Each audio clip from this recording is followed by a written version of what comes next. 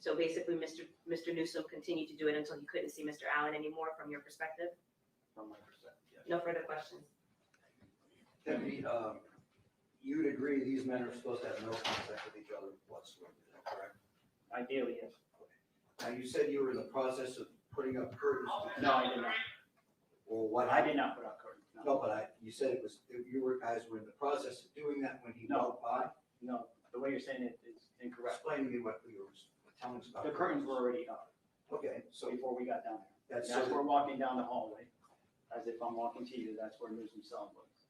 He okay. starts saying his You don't have to comments. approach me, sir. No, so we can get, That's okay, I would appreciate it. and then once we walk through here, that's when everything stopped. Okay, so you're saying Newsom could see Through the cracks, yes, of the doors. through the cracks? And But how they're do you, not very solid. okay, so how do you know Mr. Newsom is the person that made these statements? How many people were in that holding cell? He was in the holding cell by himself. There was only one. Okay, and how do you know that? Mr. Newsom has a pair of tan shoes. He was assigned to that cell this morning. So we can verify that. You saw the tan shoes, is what you're saying? Yeah, there's a space. Okay, so you saw tan shoes behind the wall, and you believe Mr. Newsom was there. Yeah, we can verify that by going down there and Is getting. this an area that was recorded and videotaped where this occurs? There is possibly videotape, but not audio. And what exactly did you hear said? Can you turn this way a little bit? Okay. Sure. I heard him say, he is working for the police, you're the po-po, you're working for the white man now. And you believe that was directed towards the witness? Of course, Mr. Allen? yes. Did Mr. Allen react in any way to No. what you said you heard? No. Didn't say anything to you? Nope. You didn't say anything to him about it? To Mr. Allen? Yes. No, I didn't want to upset him. All right, you indicated anyone could have heard it. Are you aware of the names of any other witnesses that we could talk to confirm or deny what you're telling us? I was trying to keep him steadily moving, just to try to get him down here as fast as possible, and so he wouldn't have to hear it any further longer than he had. Assuming that he did hear it, correct? Because you didn't speak to him about it, whether he heard anything. I did not ask him, no. Are you aware of, give us the names of any of the other witnesses, we might be able to ask whether this actually happened. Actually, I could probably get you those names. We appreciate that. Might have a moment? Go ahead.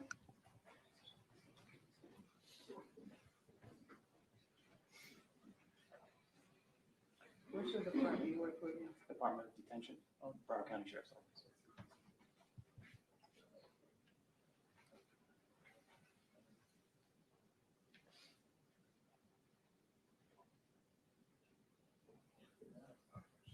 Okay, nothing further, thank you. As part of this inquiry, I'd like to bring out Mr. Allen with respect to, Well, Judge, before we do anything, Mr. Allen, I'd move to compel whatever video may exist and the names and addresses of any other witnesses so we can really find out what happened here, because once we talk to him about it, it's too late. We're tipping him off that there's a big issue here and he needs to. I don't know how big of an issue it is. However, I'm certain there are other detention deputies down there at the time, right? Sir, yes, sir. But I mean, my recollection of that area is there's sort of a hallway, there's some Yeah. holding cells, there's a desk there. you're So and correct. there's usually some deputies there, No, you're correct. all right? I don't normally work down there, so I don't know You the don't know names. their names.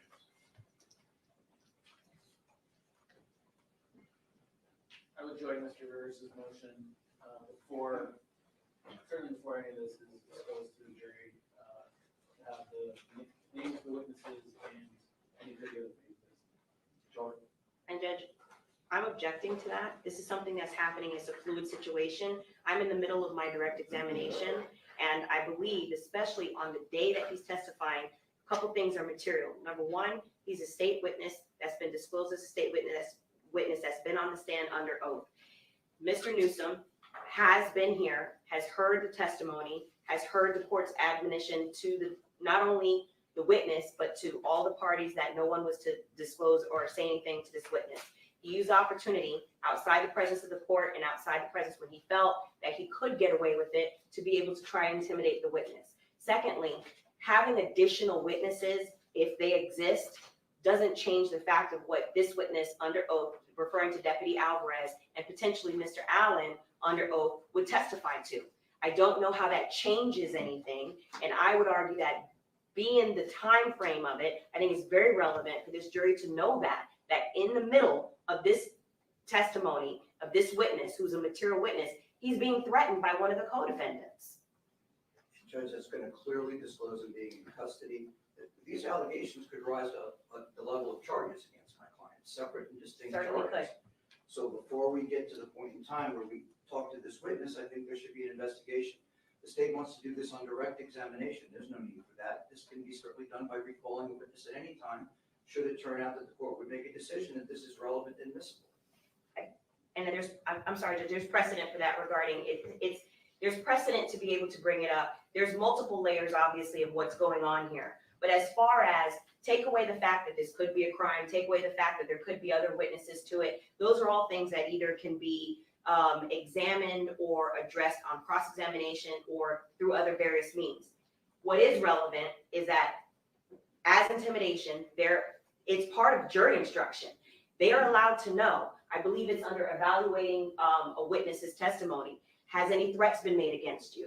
Have you been contacted in any way for you to testify different or materially change your testimony?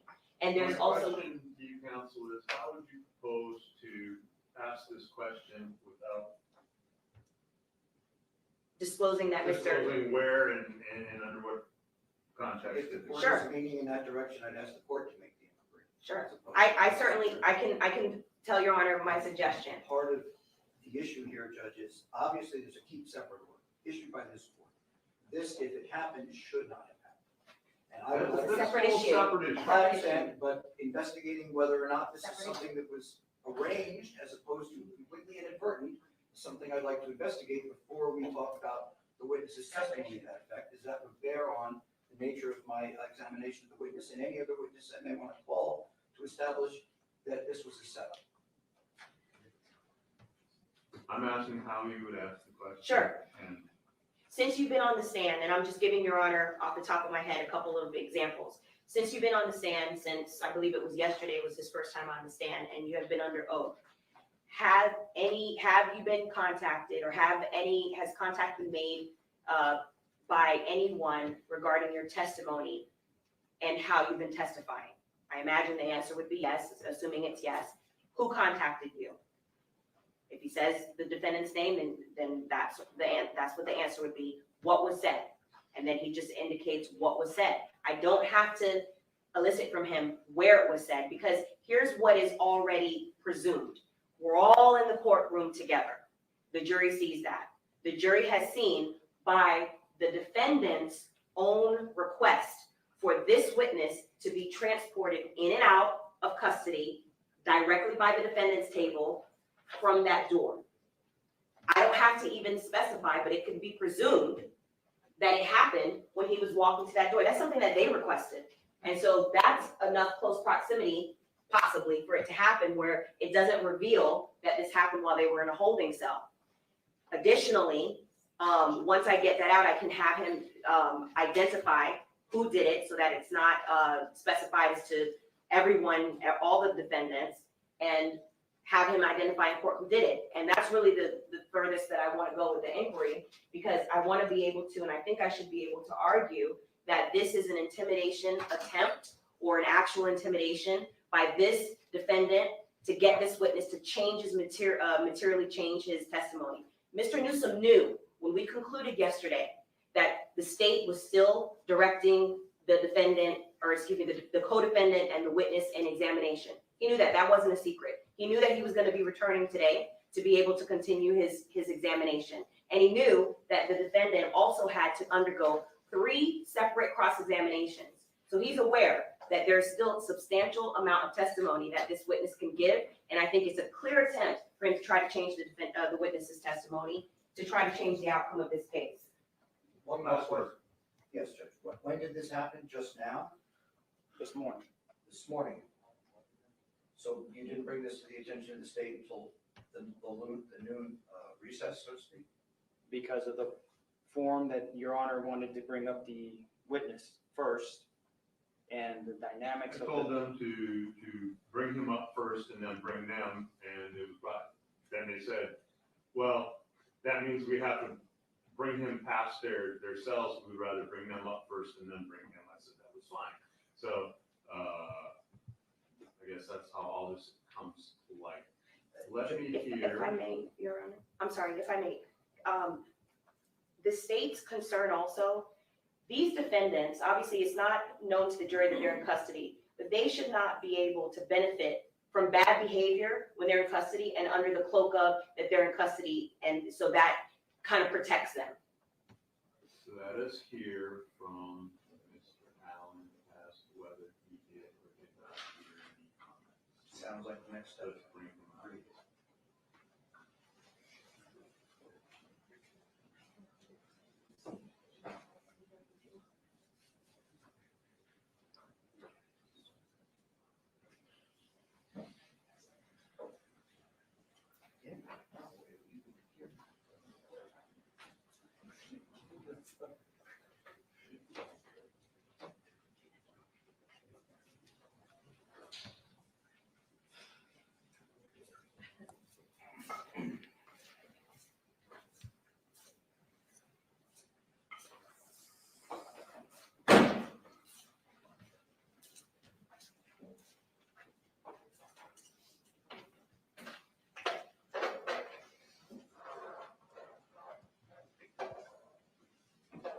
And I'm gonna ask that you be careful not to leave here.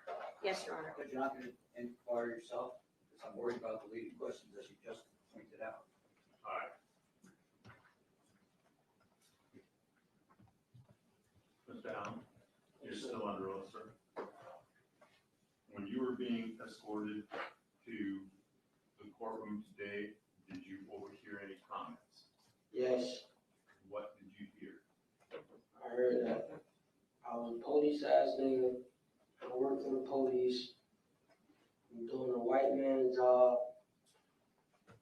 And I'm a sellout. Were you able to identify who it was that made these comments? Yes, Who made these comments? Trayvon Newsom. Any follow? Not at this time, Rob. Nothing from the state. I have a follow-up, Judge. Sir, was Michael Boatwright anywhere to be seen? How that happened? No, And just one, did you see Mr. Newsom make these comments? I heard him through the door And how do you know it was Mr. Newsom? because of his shoes and his voice. You were able to see shoes, Yes, and you know what kind of shoes he has on? yes. How is that, since he's been seated at this table the entire time with his feet covered? They're brown. Excuse me? They're like brown khaki. How do you know that? Have you walked by him before back there? I'm gonna see him when he walk in.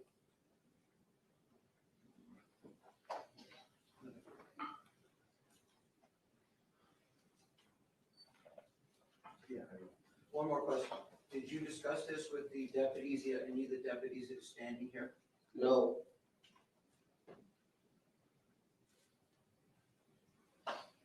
All right, let me see, counsel, well, actually, let me just have the witness put back there. And I don't need the deputy with help right now, so.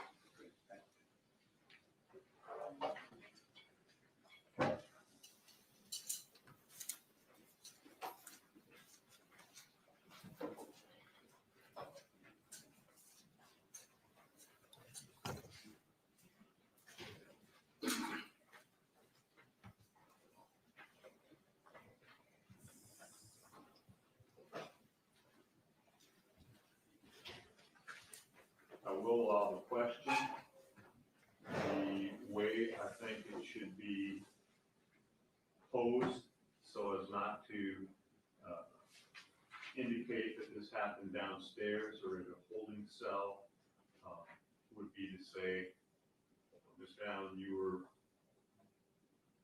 brought into the courtroom by the deputies prior to the jurors coming in here. As you were being escorted to the courtroom, which is factual. Did you, were any comments directed towards you, and what were they, and from whom did they come? Okay, Judge, will you just repeat that one more time, because I want to make sure we word it exactly as Your Honor wants it. And made clear, so they, you were placed on the stand prior to the jurors being brought into the courtroom. As you were being escorted into the courtroom, were any comments directed to you? What were they, and from whom did they come? I would also ask, Your Honor, just to be safe, that maybe the witness is instructed right. that he not mention jail cell, so he knows not to say. Yes, I just wanted to do this Sure. among us before, but I want to be ginger about. Judge, one of the problems I have is to refute this, I may need to investigate, find out whether or not this is something that should never have happened, and that somehow I agree, it should not have participated in allowing it. Well, And then that forces me to disclose where it happened and how it happened, and that would be to the detriment of the two other co-defendants. But it would be, I think, within my rights in defending Mr. Newsom. to see you would whether not or necessarily have to mention anything about where the other co-defendants are if you wanted to disclose that your client was in custody. That would be entirely up to you. There's nothing that prevents you from doing that. There's nothing that prevents him from coming up here and striking you. However, I'm making it so that that's a threshold you can cross if you wish, but the state will not go there. And as far as whether or not this should have happened, whether or not there was a breakdown in the procedure to bring them up, or whether it somehow was in contravention of the court's order that they be maintained separately, is not relevant to whether or not it occurred and to what ends. So I think it's relevant when it comes to this witness's testimony. I think I will also ask that the state make very clear that neither Mr. Williams nor Mr. Boatwright made any comments. I will. I'll make that very, very clear. Judge, despite that instruction, I still think that the testimony could be prejudicial and will be prejudicial to my client, and I would move to sever at this time. You do not. On behalf of Mr. Boatwright, I object to the court not allowing us to cross-examine Mr. Allen about the circumstances of what he saw in where and how it happened. I find it entirely unbelievable that Mr. Allen saw and noticed Mr. Newsom's tan shoes for all of the 2 seconds that he was walking in here, and that was how he assisted him in identifying Mr. Newsom through a completely shielded robed room, cell, whatever it was. I think that there is that it is very likely that he is lying about that. We have a Sixth Amendment right to cross-examine him on that, but with the court's ruling constraining us from asking him questions about where this occurred, it pretty much eliminates our ability to do that. You're right so- to confront the cross-examination as to witnesses against you with respect to this limited line of questioning. It is not a witness against your client. And I would also renew our motion to sever. And that will also be denied. Judge, for the purposes of the record, outside the presence of the jury, I would ask, because it could change after today, that Mr. Allen, at least for purposes of, that we could put on the record what color shoes he's wearing and what he's wearing, because that's gonna, I'm not intending to do this in front of the jury, but for the purposes of the record, especially since Mr. Allen's credibility is being called into issue and he's not present right now, so that we can put it on the record and the court can see for itself as well. So if he can please be brought out so we can see the color of his shoes and what he's wearing. That's fine.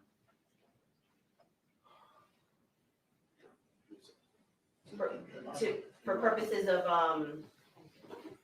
potentially any motions or anything like that, and I can always supplement the record, is will the court permit the state to take a picture of it?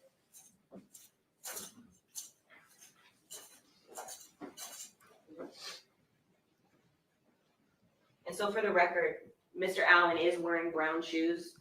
It appears to be brown moccasin loafers. So I don't. I would call them light tan, but then again, you know, gray suit, red suit. You got his face in it? Yep. Thank you, Your Honor.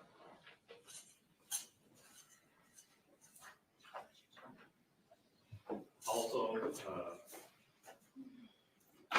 since I doubt that the entirety of cross-examination will be done today, what if we'll even get to cross-examination today, I will ask that the PSO provide the names of whoever was at the desk down there or in the proximity who may be able to verify this or not.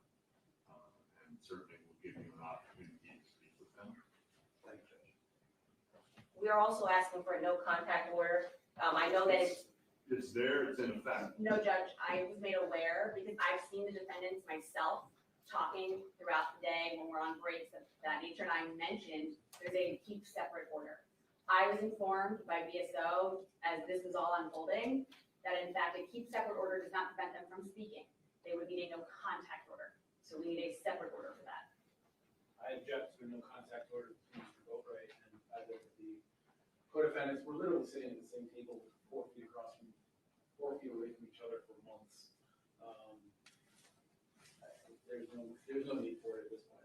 And obviously the lawyers are all talking to each other about the case. I think it just opens up a whole potential. I will be happy to do a no contact outside of the courtroom for them. Right. And that while they're in here with counsel and there's certain strategies going on is one thing. When they're back there is quite another, and they're not to have, they weren't supposed to have contact, and I see that that's apparently a term of art, but no contact, no communication, nothing outside the courtroom. And Judge, my only other fear is what Your Honor had brought a sidebar for yesterday that had occurred in the courtroom. So that's not necessarily strategy when you're doing what we were informed of. So the no contact order is something that we would ask that is still enforced in the courtroom. They have counsel to speak for them. I'm not gonna do that. Okay. They're in such close proximity, I don't wanna be, it brought to my attention that someone was mumbling under their breath, what were they saying? You know, we're in the courtroom, we're all here, I'm okay with that. It's what goes on there, they shouldn't be together, speaking, talking, doing anything outside. last but not least, this is separate. Before the break, I was told photographs regarding Instagram of money flashing. I've since identified those photographs and have 4 photographs, and the 4 photographs are also on a USB because when you print them, they're a little pixelated. I'm prepared to enter it as a composite so that the jury, if they choose, can watch it by one medium or look at it by photographs. These are all, for the record, taken date of homicide, and I believe one is taken within the week of the homicide on June 24th. And there are all 4 co-defendants flashing money, and I'm going to ask the witness to be able to identify it and enter it in as an exhibit. That's one thing, if you want to take a look at that. And then the other thing is the firearm, the 38 caliber revolver that's ornate, that was discussed. I attempted to get the witness to identify it by a photograph. That was objected to, and I understand that he wasn't able to identify that photograph. So I've actually brought the actual firearm that was in evidence, and I believe he can identify it. And so I'd ask for him to identify it as well, because that's something that I want the jury to be able to see. And so instead of a photograph, I have the actual firearm.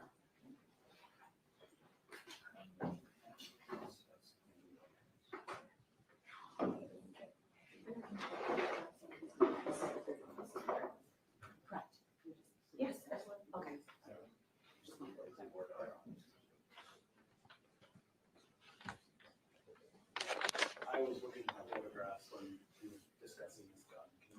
Sure. Is that all right? Mr. Kimmock has asked me to repeat what I said because he was looking at the perspective photographs. Is that okay, Your Honor? The firearm, which I'm seeking to have the witness identify and introduce into evidence, is the firearm that he testified about Mr. Williams having on the day of the homicide in his possession. He identified it as a .38 revolver that was ornate with gold and I believe a black handle is how he described it. Initially, the state showed him there's only two .38 caliber revolvers that the state has in its possession that was seized throughout this case. The one that Your Honor is looking at right now that has the gold and black on it, and then there was another one that the state attempted to show, which was a photograph of a different .38. We thought it was the same one, but the witness said that was not it. He, as you know, he testified and said that it was all of the defendants that had that firearm in their possession at one point. We believe this is the correct firearm that he was referring to, and so I'm seeking to have him identify it and enter it into evidence. Can we see photographs that he said it was not the same gun? If I still have it, let me take a look. Compared to the- Sure, if I have it, let me check. I have it on my. Oh, okay. Okay. I don't know that he said it wasn't, I would have to hear back. I'm not sure that he said it wasn't one. I just think he said I can't identify it. He said it was one of the ones we had, but we all know they had lots of guns, and he said it wasn't the one that was used in this case. Right. I asked him, was this, and what I'm specifically referring to in terms of its relevance, Mr. Allen testified yesterday that all four defendants were armed during this encounter. He specified each defendant's weapon and described it in detail. I was attempting to show a photograph of the firearm that the state has in its possession that was seized specifically from Mr. Williams that we believe was part of it. We showed him a photograph of a .38. Mr. Allen said that that was not the firearm that he was referring to during his direct examination. This is not, they're not. Right, and so then now the state has pulled the other .38 and we are seeking to introduce the actual firearm. They're clearly different. That one is blue steel, has a wood stock. This one is, neither, it's not a high quality. This one's not blue steel. It's got a black, it's made out of, but it is a Taurus with a, brass or gold color trigger. Also, let me just, as I do oftentimes when we get these things, I don't know that they ever hear. I don't know that it makes any impact. But once again, I wish the lab would stop boxing live rounds with the exhibit because they can make it a separate exhibit. They are in a habit of now the spent casings, that's one thing, but and it appears that there's some live rounds in here with the firearm, and whoever it is that boxes these, I prefer those kept separate, when it comes time for publication and jury and for them to take them back. We can do that, but then I have to break the exhibit down and separate them, because I'm never gonna allow that to be together, but I don't know why they continue. Okay, So, once again, next time you're talking to lab, you can let them know my feelings about lab rounds and say, box this, that's the thing. so what I'm asking before the jury is brought in so that we can avoid a similar issue of possible prejudice like we did this morning with the pictures, I'd ask for him to authenticate it outside the presence of the jury. And then if he's able to, then I will ask the foundational questions in front of the jury. I don't see why it shouldn't happen outside the presence. I think Mr. Kimmock preferred for him to do it live and in person. And Judge, if he says, no, this is not the firearm, this firearm was found on Mr. Williams and is subject to one of the motions in limine. You may be able to, I don't know what witnesses you have, I don't know in what ways, whether or not this witness can identify it or not is an issue. If he can, then it would be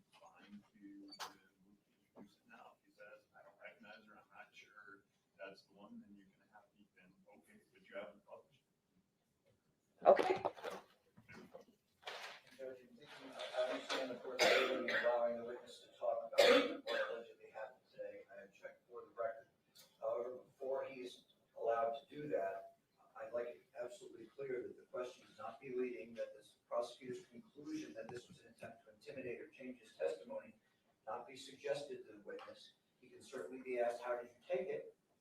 And that's, I would understand under that circumstance, but simply leading him through it and giving her opinion as to why this happened, if it happened at all, would be improper. In the same way that I have carefully described how one should be asked, when you referred, and yes, I guess if you're going to ask, how did you take this, that would be the way, but not for you to use the conclusion in your question of, what was the impact of this threatening, intimidating?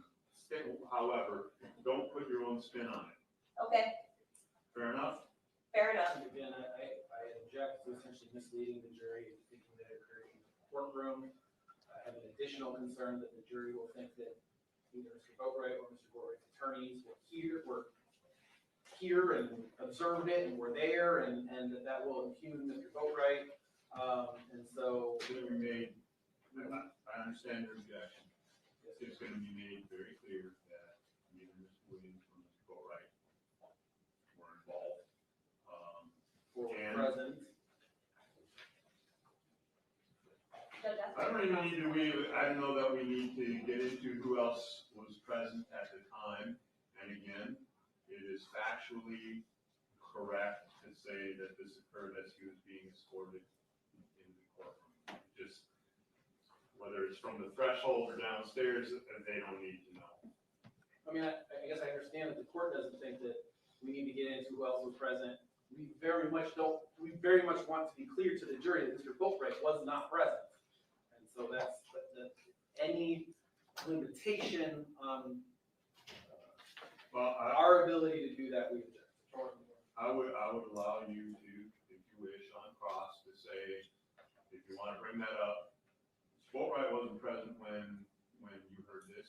And again, we will take a second before he comes out to advise that you shouldn't say, no, I was downstairs in the holding cells and they're in a different holding, to be in this area to only answer the question as asked.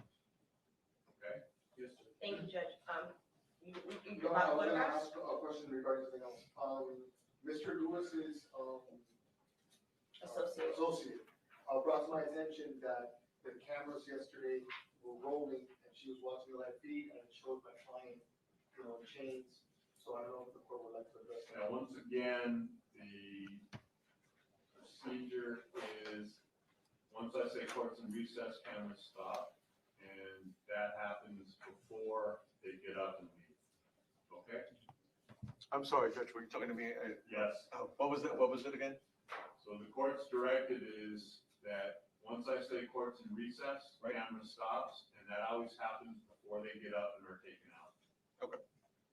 Judge, I think the issue is that because every day there's a different cameraman, I think we have to just. Not every day, but Well, they please get pass it changed. along, and if counsel remind me, I will Sure. advise. And last but not least, I've shown them the respective photographs. I don't know if there's any objections, if we could just deal with that very quickly, Your Honor, because I intend to ask him questions when he gets back on the stand about these. I don't have an objection to questions about them. Is that a heart attack? To her asking questions about them. Oh, I want to see to introduce them. And I will determine whether I believe that Mr. Allen can properly authenticate that. Contemporaneous objection after that has come out. Welcome. Same objection. I mean, we don't know when they were taken or what Okay. was about it yet. We're doing this courtroom as opposed to outside on the state case. I don't know if that's a dig, but state is prepared for its case, and We've done 45 minutes in here this morning. So- We've done outside presence of the court. It was never done. I'm sure because he's practiced the longest, he knows that that happens a lot It does. during trial. We've seen this. All right. All right. We'll take 5 minutes. Someone want to let the jurors know that we're very shortly. And now would be a good time for them to take the restroom break because we start. There's still the reception area, I have to here. Bring them in and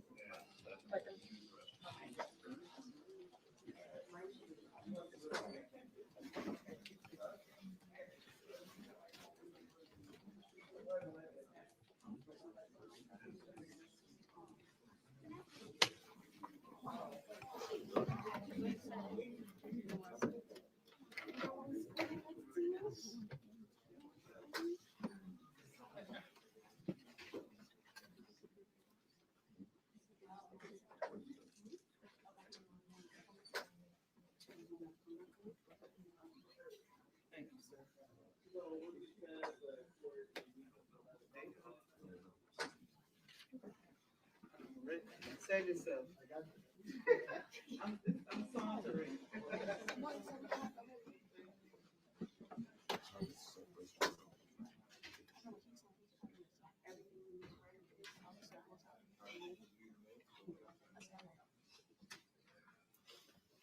I'm sure it is. I can't tell you. Can you? What it says. Oh.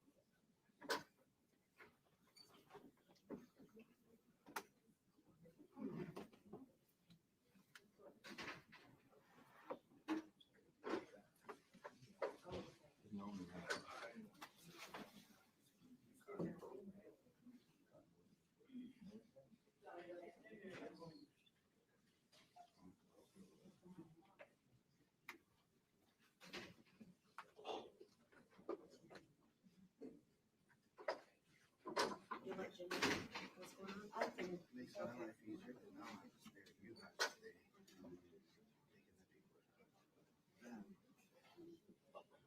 Yeah, we haven't, no, are you, whose family are you with? Just say. Okay. Who's who? Because I haven't met you guys yet. You three is all right? Okay, I'm Pascal. Sorry to meet you under these circumstances. What's your name? Danielle, nice to meet you. Kenny? And stepdad? Okay, nice to meet you guys. And you're also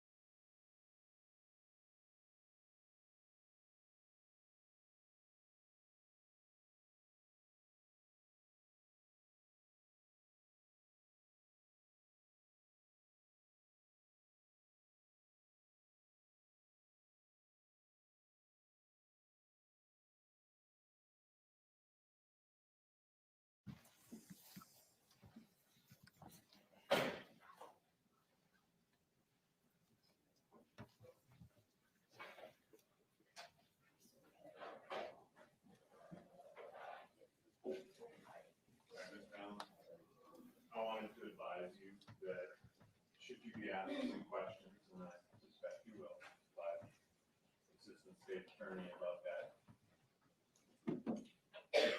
comments that were heard, we are not going to be discussing that they were coming from a holding cell or in custody, you understand? Yes. All right, so the way the question will be posed to you is as you're being escorted to the courtroom, because actually being escorted includes all of that. You know, whether you overheard something or what it was, but no one's gonna ask you exactly where, and answering any questions, whether it's from the state attorney or one of the defense attorneys. We're limiting that to as I was being escorted into the courtroom, okay? All right. All right, are we ready to? State's ready. Thank you, Your Honor. Very good. Bring them up.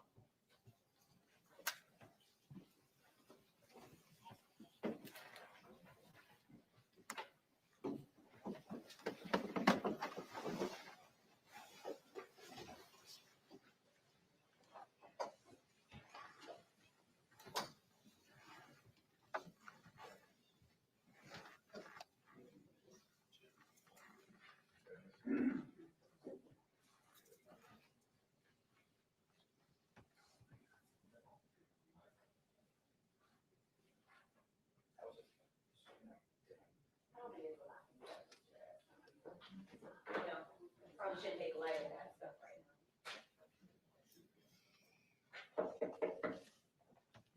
Jurors are entering.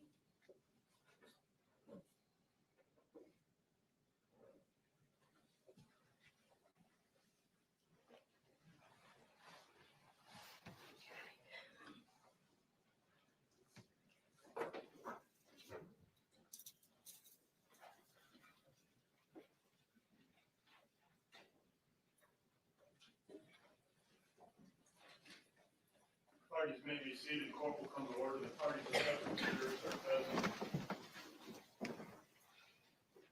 Ladies and gentlemen, good afternoon and welcome back.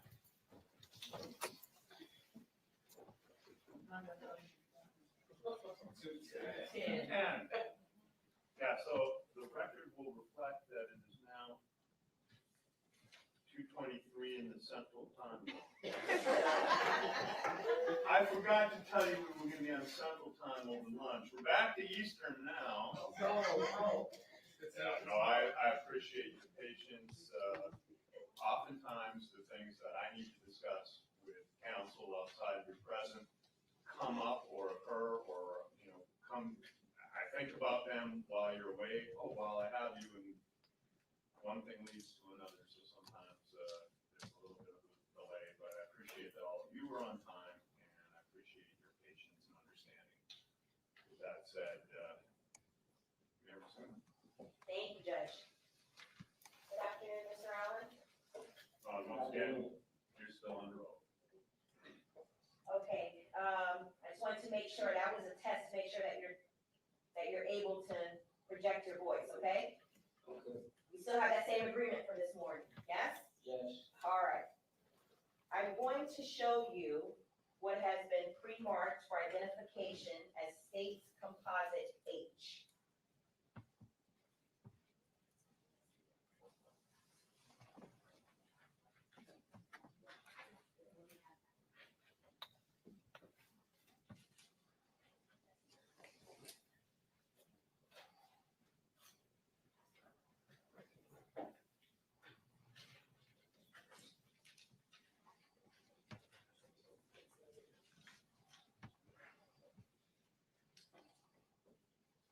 Did you see this? Yes,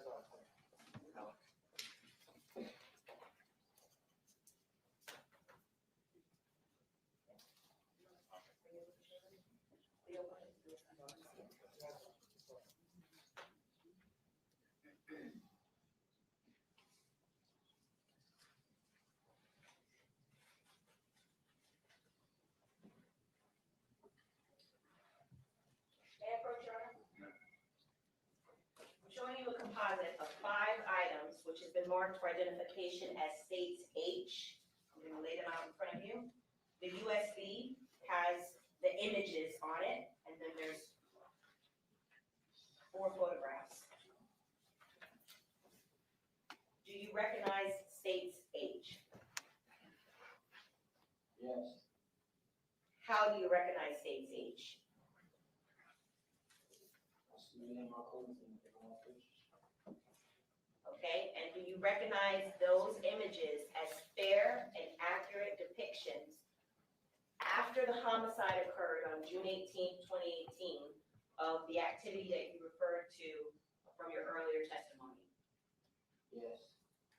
At this time, Your Honor, I move into evidence state's age as state's 8. Any additional objection? No additional, All right, what was previously marked as states H for identification shall be received in evidence as states 8, a composite of 4 photos and 1 thumb drive. You may publish that vote. Thank you.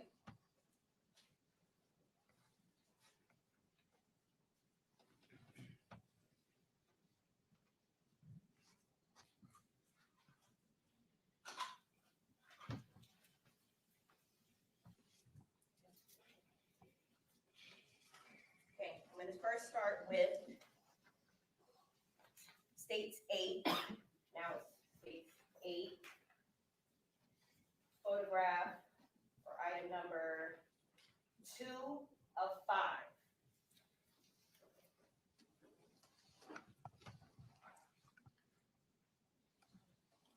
Who's that in 2 of 5? I can pull it. Okay, and the items are the currency that is being held by Michael Boatwright. Do you recall if that is from the robbery in this case? Yes, it is. Do you recall if this photograph was taken after you and your co-defendants robbed and killed the victim? Yes.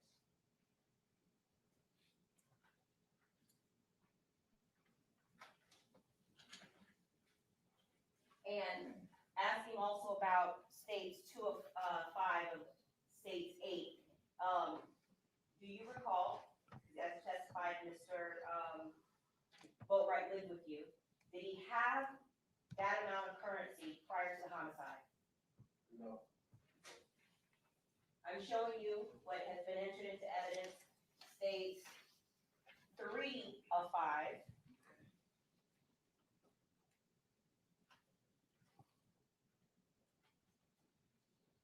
Who is that in states 3 of 5, grinning with $100 bills in his hands, fanned out? Trayvon Newsom.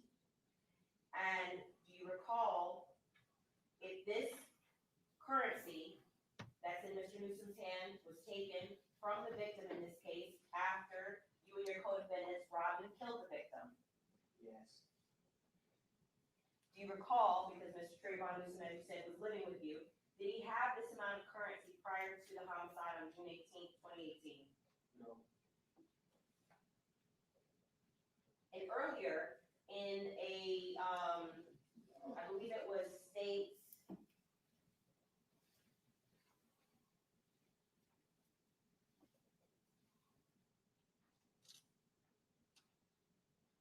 three, the video of the car crash. Do you recall when you identified Mr. Newsom and Mr. Boatwright in the video, and you also talked and testified extensively about what they were wearing?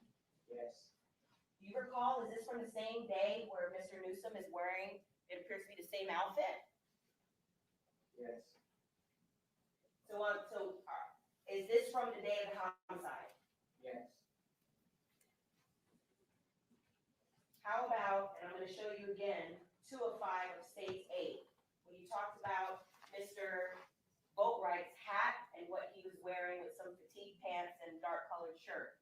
Is he appears to be wearing the same thing that you testified about earlier from states 3? Yes. So this photograph of Mr. Boatwright fanning currency from the robbery, is this from the day of the homicide? Yes.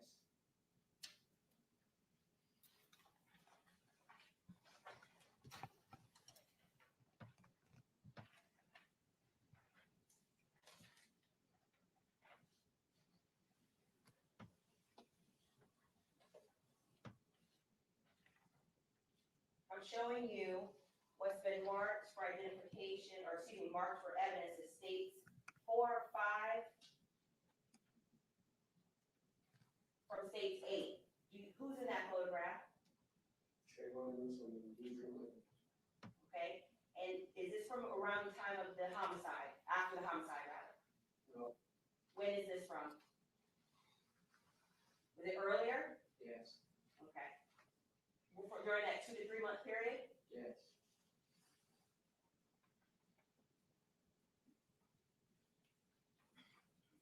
I'm showing you 5 of 5 from states 8. Who's in states 8? 5 of 5? Michael Borat and me. And it appears that the both of you are both fanning $100 bills in U.S. currency. Is that currency that you and your co-defendant, Michael Boatwright, holding from the $50,000 that you stole from the victim when you killed him? Yes. And when is this picture, when is it from? Couple days later. A couple of days after you robbed and killed the victim? Yes. Do you remember where this picture was taken? No.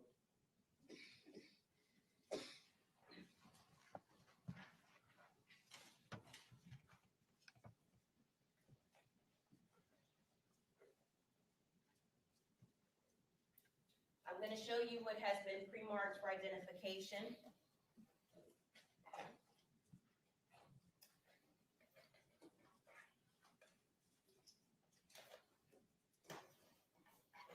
As states I.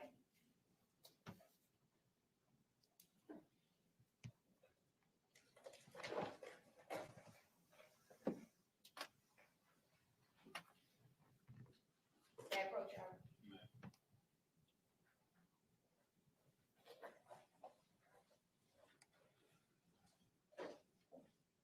Do you recognize states I? Yes. How do you recognize states I?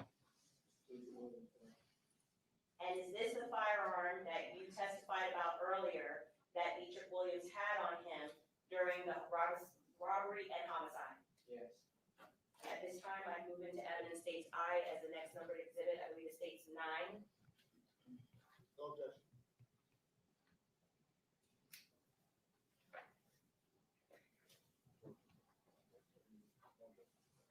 No objection, yes, Mr. Jurors. All right, what was previously marked states I for identification shall be received in evidence as states 9.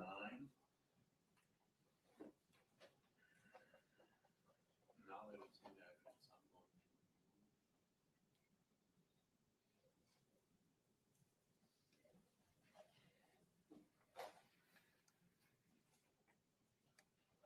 Judge, if we could, I don't plan on handing it in, right? Can we, deal with this potentially right now, right? Because I'd like to be able to publish it as is. Well, how are you going to publish it? Showing and then put it on the projector. Okay, well, we're not going to pass it around. So, I can do it the old school way. I was gonna say, Judge, I can do it the old school way, and do it that way, and then I was gonna put it on the projector and ask questions. Let me just explain to the jury what I'm talking about. So, contained within the box that is now received in evidence is a firearm, and there are 2 pouches in there, one which I believe is a spent cartridge, and there also appear to be some live rounds. As jurors, anything that becomes in evidence will ultimately, you will have the ability to look at it, touch, whatever, go back to the jury room with you. I do not allow firearms and live rounds to be together at the same time. So at some point, I'm going to have those live rounds removed and kept back here. And since they are in evidence, at some point, if you wish to view them, you'll be allowed to come out and view them here in open court, but not at the same time as we have the firearm. I'm sure you all understand why. But right now for publishing, so instead of handing it to you and having you pass it back and forth, I'll ask the state to just display it to you and on the public end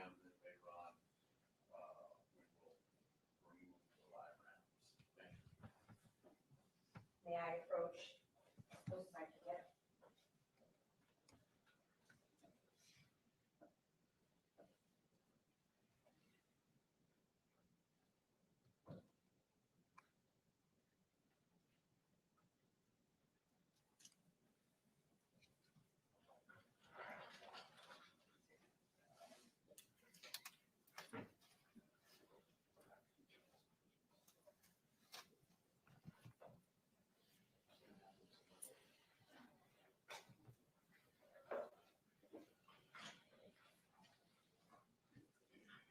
Okay, Mr. Allen, I'm showing you what is entered into evidence as states 8, 9.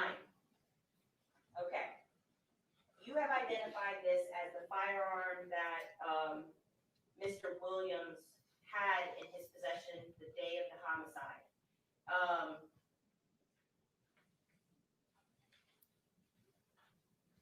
What about the gun? Was it when you were testifying earlier about the firearm, you indicated that it was ornate. Can you point out to us what you were referring to in the picture?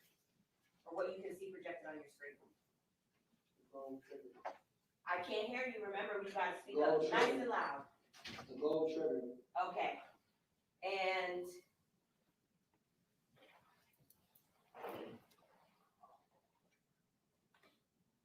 what, if anything, do you recall, Mr. Williams indicated that he was supposed to do with his firearm on that day? You never said. Okay. My co-counsel is helping me zoom it in. Is that the gold trigger there in the center of Yes, in the center of the screen? yes. Okay. And what caliber is this firearm? 38. And the type of firearm that it is, you indicated, I believe you indicated it was a revolver, Yes. correct?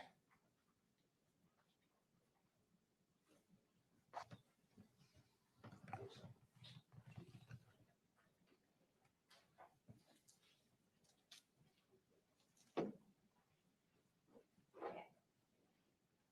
Just one moment, Your Honor.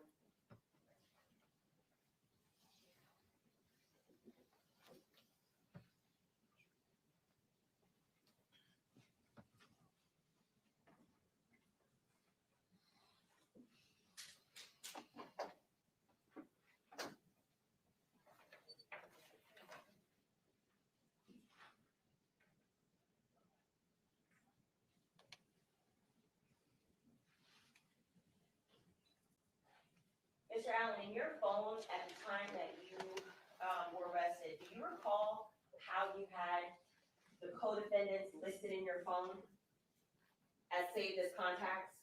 No. Okay.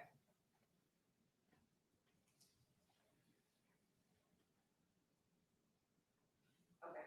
Now, how long have you been testifying for in this case? It's the second day, I think? Yes. Okay, so you started yesterday, you've been under oath since when? Yes, ma'am. Okay. Now, when you were being escorted into the courtroom, outside the presence of the jurors, being brought in and placed on the stand, after you started testifying, were there any comments made to you that were not coming from myself or any attorneys? Yes. Who made a comment to you about your testimony? Trayvon Newsom. Point them out and identify them in the courtroom as to who you're referring to that made some comments to you. Second. Yeah, with blue suit. Okay, there's two people wearing a blue suit. What race is he? Black. And is he seated on the end, middle? In the middle. Okay. And who's that you're pointing out to? Trayvon Newsom. Your Honor, please let the court identify, any court identification of Trayvon Newsom in this case for this matter. Okay. So Trayvon Newsom made a comment to you after you started testifying. What was the comment that Trayvon Newsom made to you after you started testifying in this case? He called me a police ass nigga, and, said I work for the white man, and, I'm a sellout.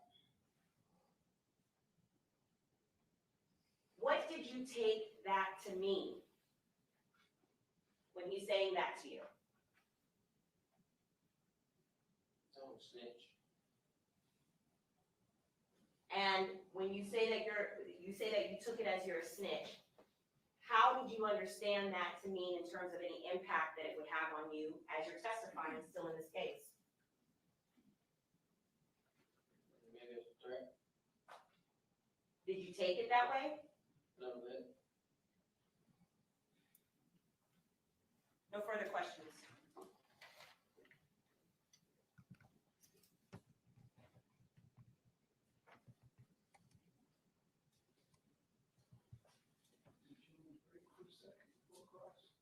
No, just need a couple of sidebar.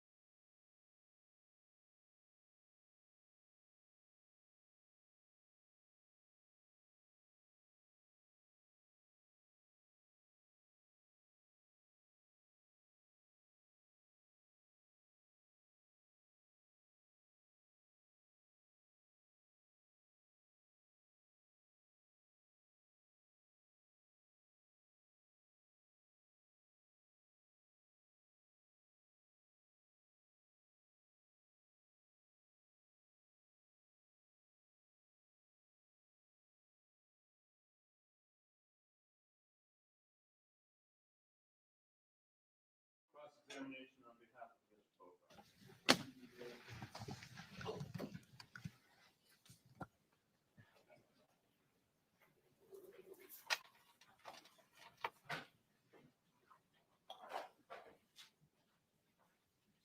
Good afternoon, sir. Again, my name is Joe Kimmock. I'm one of the lawyers for Mr. Boatwright. You and I have met once before, correct? Yes, On October 23rd of 2018, you went to the police station and gave a statement in this case, correct? yes, You gave that statement to Detective John Curcio, correct? yes, And during that statement, Detective Curcio informed you, if you don't tell us the truth about the little things, it's hard to believe you when you talk about the big things. Remember him saying that to you? yes, And he was saying that you took that to mean it is important for you to tell the truth, correct? yes, Do you agree with that? That if you tell a lie about the little things, it's hard to believe you when you start talking about the big things? Objection, not relevant as to his opinion of what counsel asked. I'll ask the question in a different way. Did you lie about any of the little things over the last 2 days when you were testifying to this jury? Objection is not, it is not proper impeachment, Judge, if that's what he's attempting to do. no, Thank you. I would like to start by making sure that the jury is completely understanding of the position that you are in right now. Am I correct that this man right here is your lawyer? yes, All right, your lawyer's name is Jim Lewis, correct? yes, And when you were first arrested, you were charged with premeditated murder in the first degree, correct? yes, And you knew that if you were convicted of premeditated murder in the first degree, that you would spend the rest of your life in prison, correct?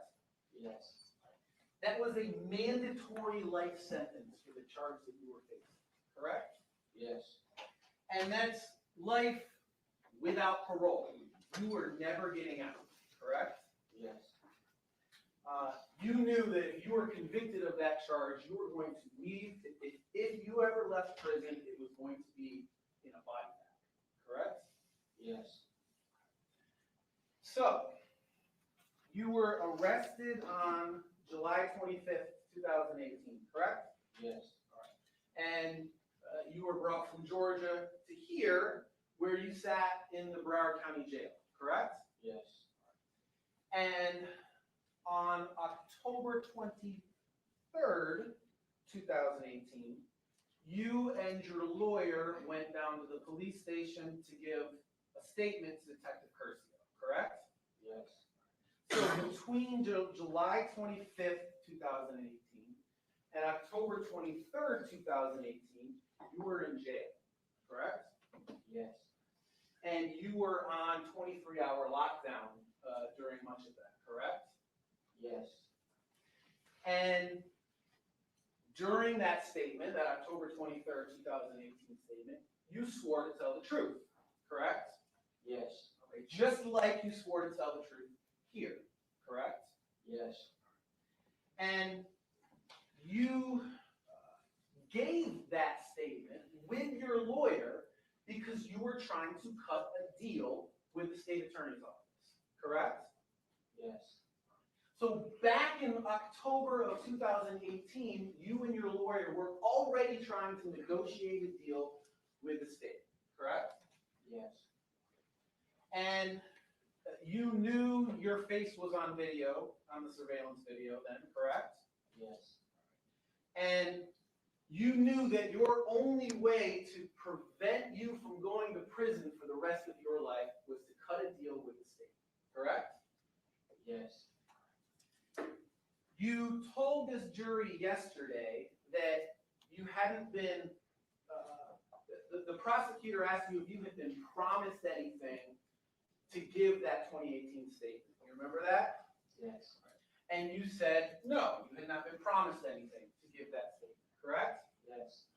But that wasn't actually true, was it? You were promised that if you didn't make a deal, that that statement could never be used against you. Is that correct? Yes. Okay. So you were in fact promised that, look, we're going to try and make a deal. If we can't make a deal, at the very least, this statement that you're giving, it'll never come into a courtroom. Correct? Yes. Objection, Judge. May we go sidebar, please? Yeah.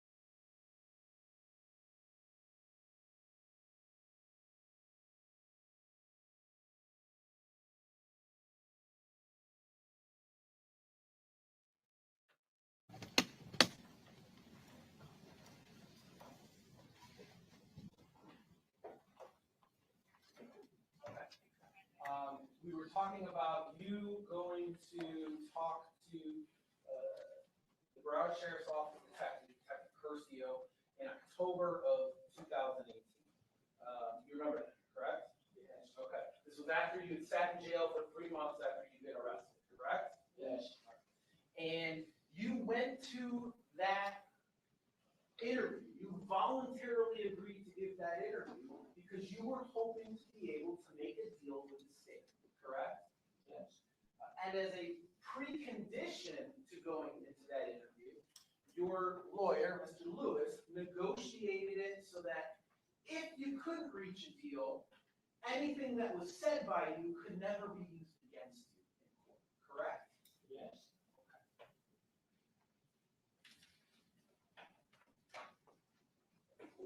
You gave that statement back in October of 2018. The state did not give you a deal in October of 2018, did they?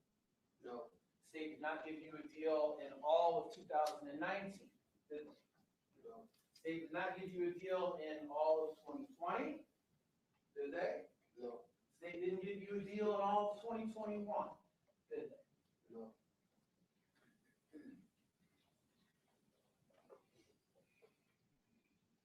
During that entire time, you sat in jail, correct?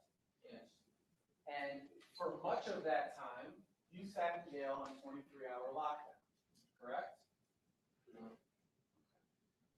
You were on 23-hour lockdown during parts of it, correct? Yes. Let's go to 2022. You haven't been able to get a deal between 2018 and 2022. And am I correct that on July 28th, 2022, you gave another voluntary statement to law enforcement? Is that correct? Yes. And that time, Detective Curcio was there again, correct? Yes. There was another detective named Walt Foster who was there, correct? Yes. Your lawyer was there again, correct? Yes. And this time, this prosecutor was there, correct? Yes. Mrs. Shield. And in fact, it was Mrs. Shield who asked you a majority of the questions, correct? Yes. At the time that you gave that statement on July 28th of 2022, the state had not changed your charge, correct? Yes. That didn't happen until 2 weeks later, correct? Yes.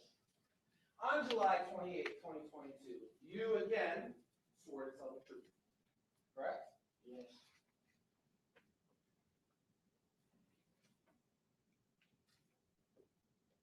Then 14 days later, on August 12th, 2022, this time, the state changed your charge from murder in the first degree to murder in the second degree, correct? Yes. And you pled guilty to murder in the second degree on August 12th, 2022, correct? Yes. And I want the jury to understand what that means for you. The benefit that you receive of pleading guilty to murder 2 as opposed to murder 1. Am I correct that because you have now pled guilty to murder in the second degree, there is no mandatory life sentence, correct? Yes.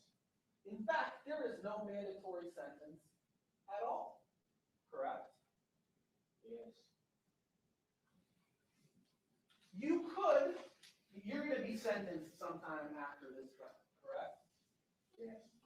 And at the time you are sentenced, Mike, you understand that you could be sentenced to life in prison, correct? Yes. You could also be sentenced to time served, correct? Yes. And you could walk out the door of this courthouse at that time. You were sentenced to time served, correct? Yes.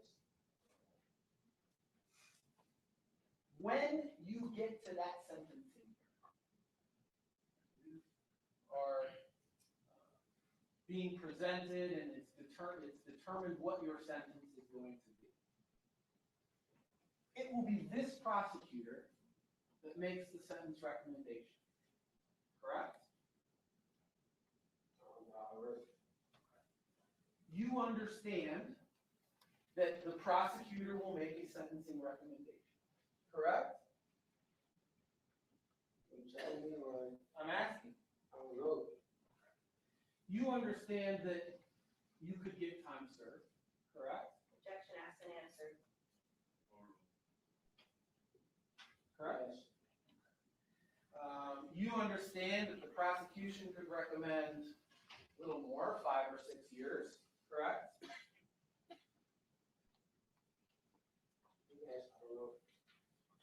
And you understand you could still get life in prison, correct? And it is your understanding that how you testify here today and yesterday has an impact on what you will be sentenced to, correct? Yes.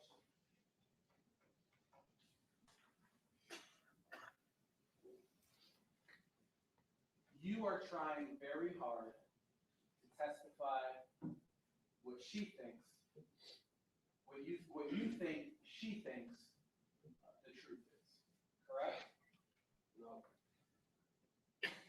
You understand that if the prosecutor doesn't think that you are telling the truth, they can tell that to your sentencing judge, correct? Yes.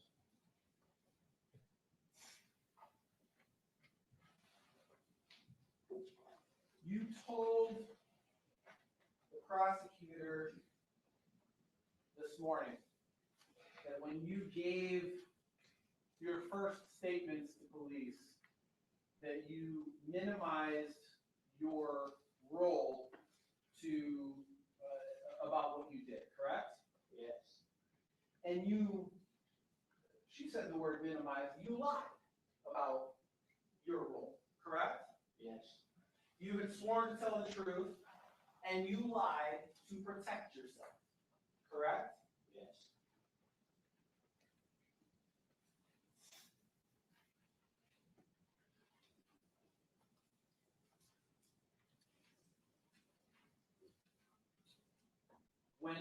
When you feel like it will protect you and make things better for you, you will lie even when you are under oath, correct?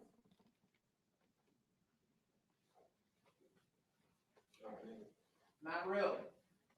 Did you lie in 2018 when you were discussing your role in this murder? Right. You swore to tell the truth in 2018 when you were discussing your role in this murder. Yes. And you lied in order to try to protect yourself, correct? Yes. So you will lie even when you are under oath to try to protect yourself, correct? I have lied.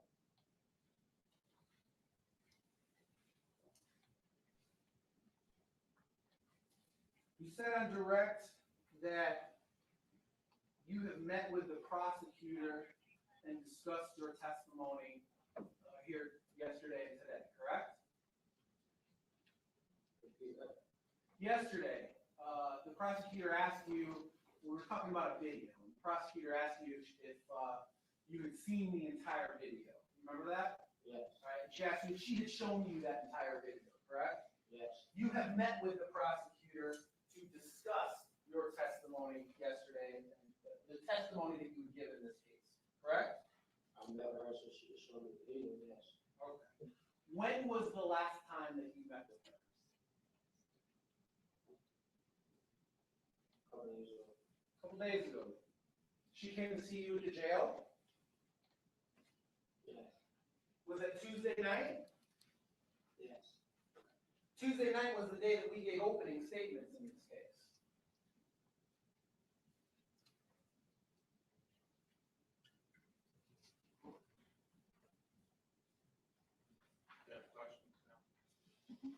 Did you know that? No. You said on direct that on the day of the homicide, Trayvon's phone wasn't charged the day of the murder. Remember that? Yes. You said that, was Trayvon's phone being dead on the day of the murder something that you talked to the prosecutor about Tuesday night?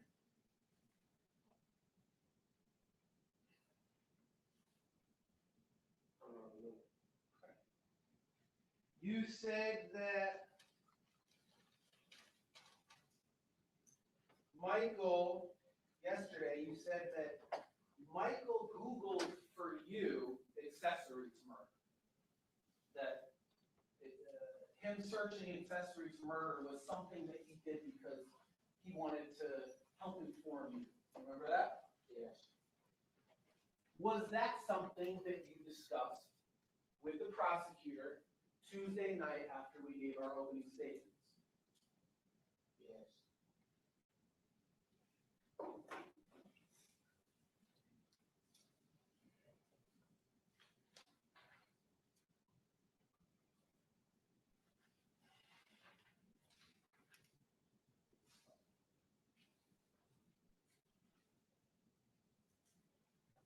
Earlier, you said part of the reason that you lied in 2018 was because you didn't trust the prosecutor who was on the case at that time.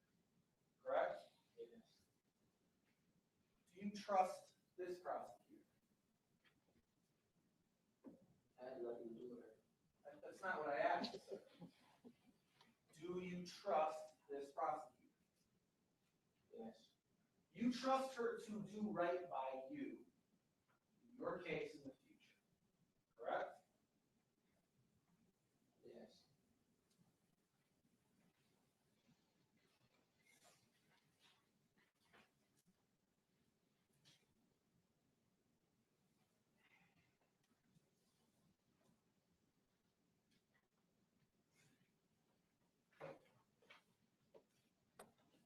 I'm going to show you, I need to load up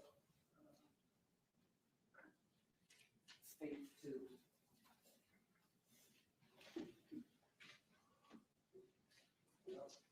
This thing is going to go. Right here.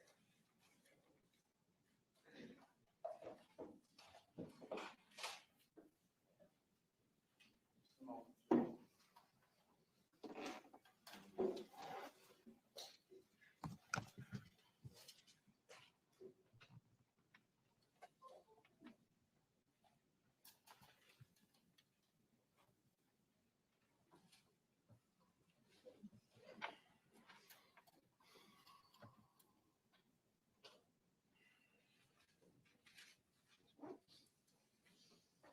The permission to publish state 2 and ask the witness questions about it.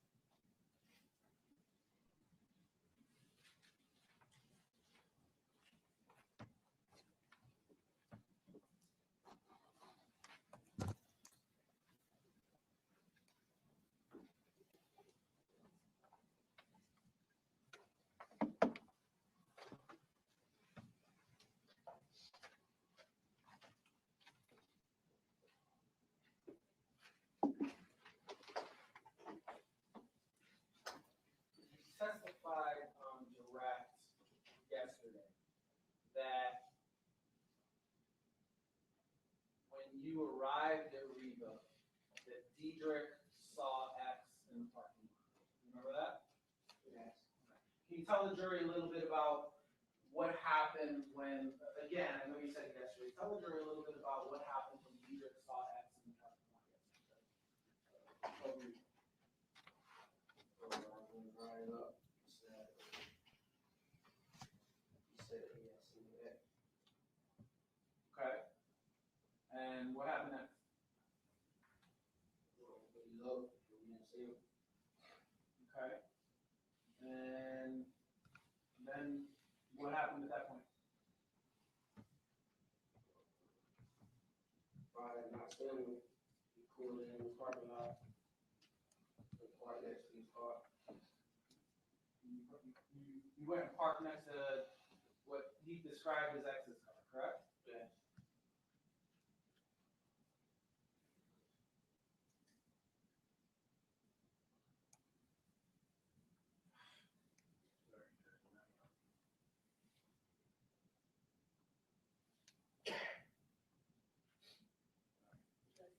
I got it. Thank you.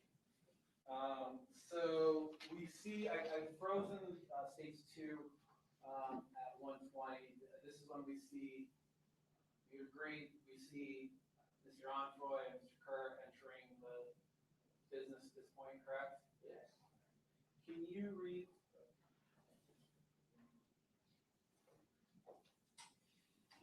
for me what the timestamp is of there, please?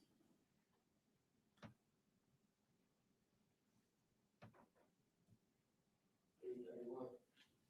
In the seconds? Thank you. Thank you. Moving forward.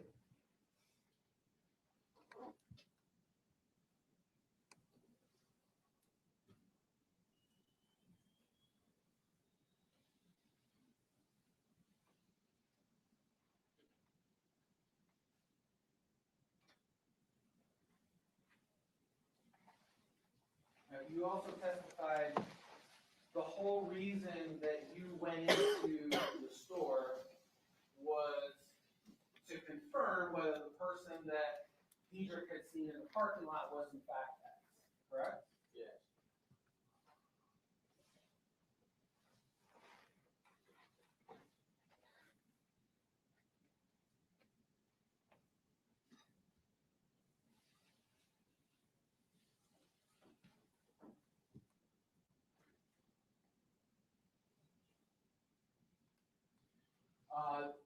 I have frozen it again. Am I correct? This is the journey, Dodge Journey entering the RIVA parking lot?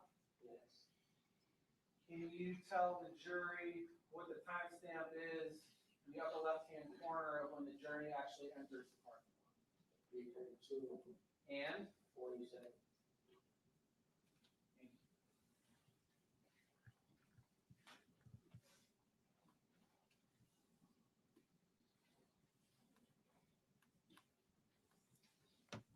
I'm going to skip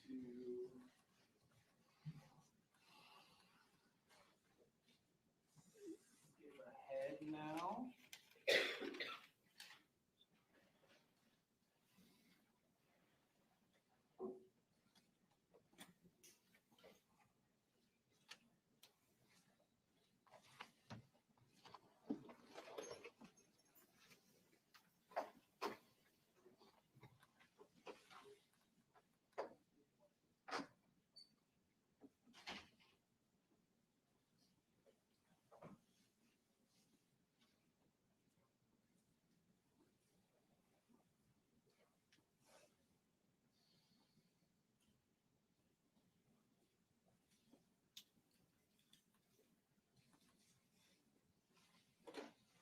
All right, so we're seeing you and Diedrich buying a mask, correct? Yes.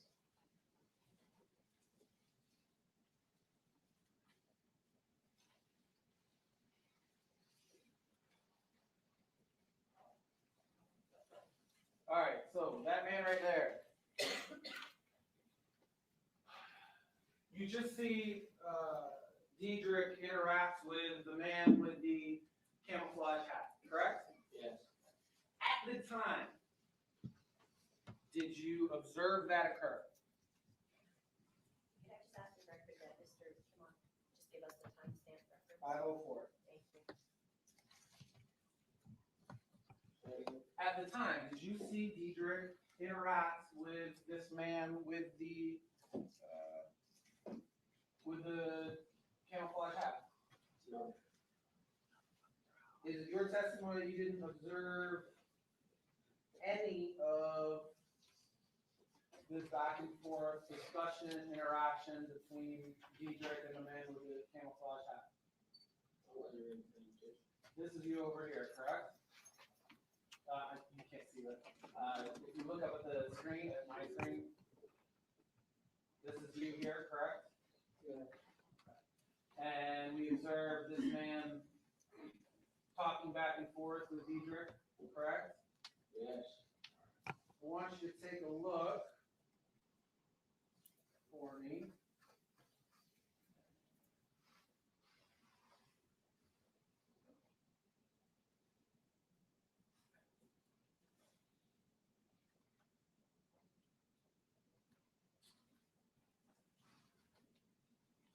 Shake hands here.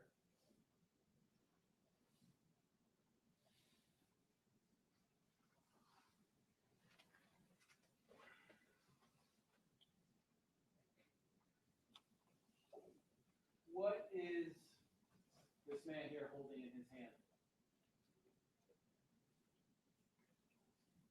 I don't know, can't tell.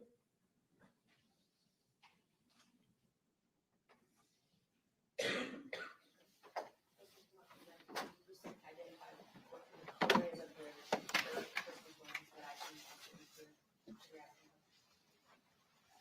Man in the camouflage hat just was handed something. You see what he was handed? No. It's a mask, correct? I would object, Judge. He answered, said he didn't know.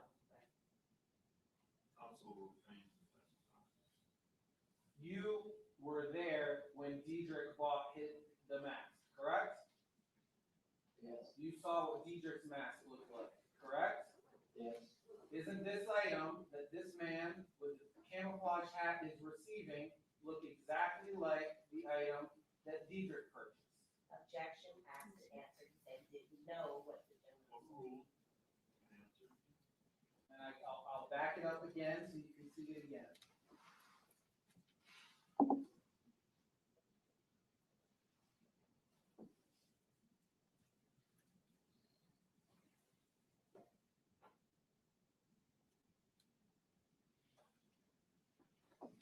All right, so here the sales clerk has something in his hand. He's about to transfer it over to the man in the camouflage hat. I'm asking you if that appears to be the same item, type of item that Diedrich purchased that day. I'll push play and you can watch.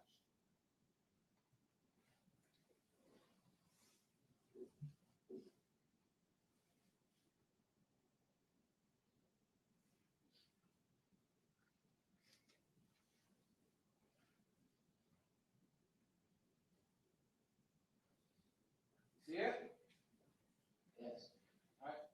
Is it in fact the same item, type of item that Diedrich purchased?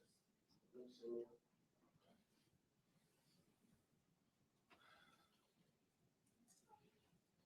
Let's go. Is your testimony that you didn't have any interaction, didn't even remember this guy at all from previous? Is that your testimony? Yes. Okay. Yes, or earlier today, the prosecutor asked you, said, it appeared that that man had a large goatee, and you said yes, correct? Yes. So which is it? Did you not see him at all? Or were you agreeing with what Mrs. Shields said about him having a large goatee? Actually, you can see the goatee on the video. Well, you can see the goatee on this video. Yes.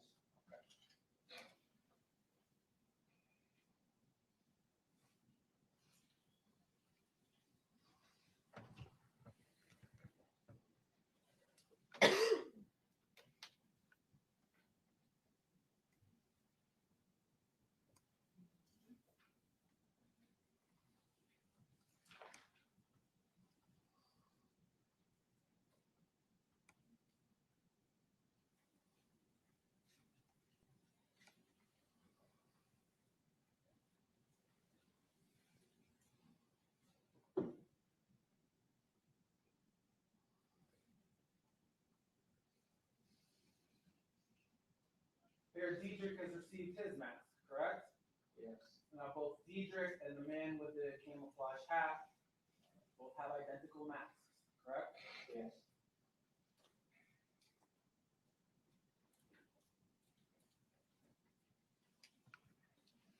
And you see the man, same man with the identical hat, walking out, at this point, a few steps behind you, the same time you guys are walking, correct?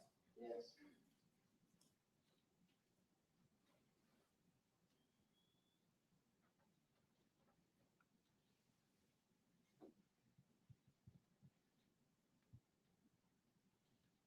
And pausing it now at 6:47.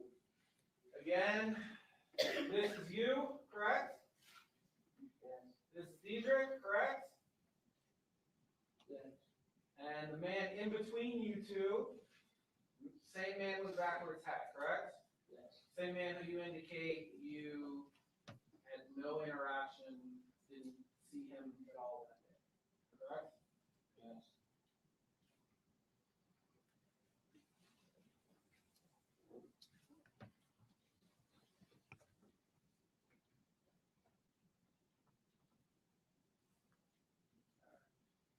Let's skip ahead.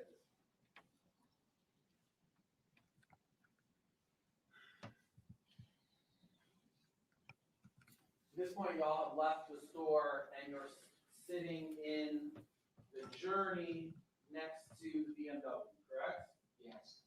And we see on this video, this lasts several minutes at this point, correct? Yes. I mean, we're talking upwards of 10 minutes that y'all are sitting in the Journey prior to moving the Journey across the street, correct? Yes. Were you calling anybody? Were you texting anybody? Was Diedrich calling anybody? Was Diedrich texting or Snapchatting anybody?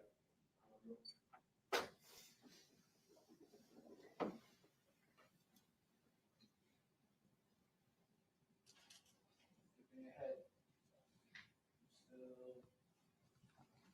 in the Journey, still in the parking lot.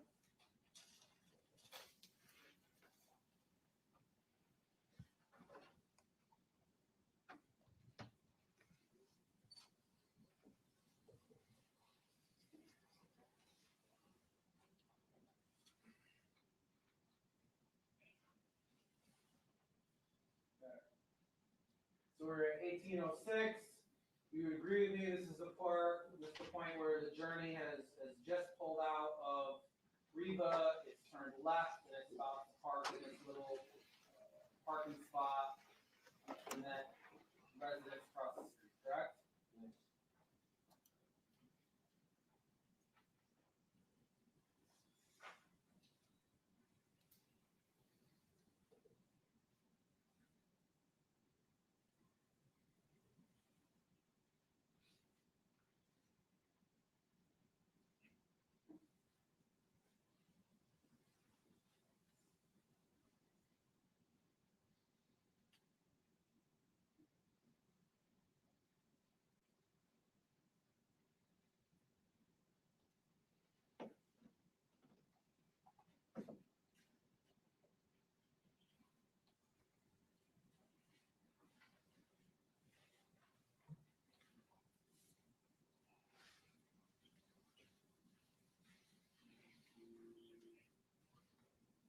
Skip ahead about a minute.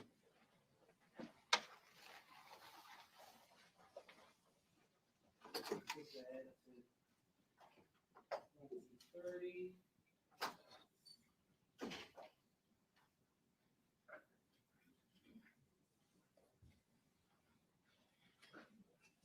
At this point, I pause it at 2040. You would agree with me that another vehicle has come up and is going to park right next to you guys, correct? Yes. This is some sort of SUV, correct? Yes. And at this point, it was your testimony that you were getting guns ready, you were getting masks ready, correct? gearing up, Yes. correct? This car comes and parks directly next to you, and a guy gets out of the car, correct? Yes. Gets out right next to your journey, correct? Yes. Were you concerned at all that he was going to see what was happening inside the journey? We had chances from the car. From the rental car? Yes.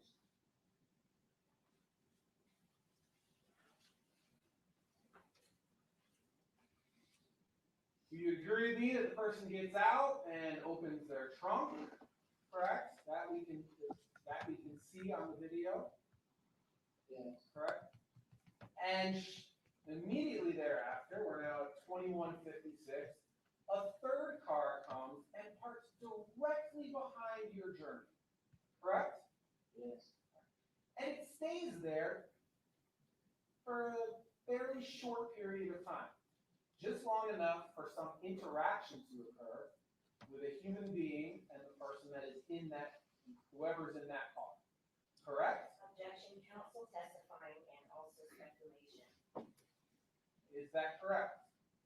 There's an objection pending. I would ask that Mr. Kimoff wait for the court to rule before he tries to get the witness to answer.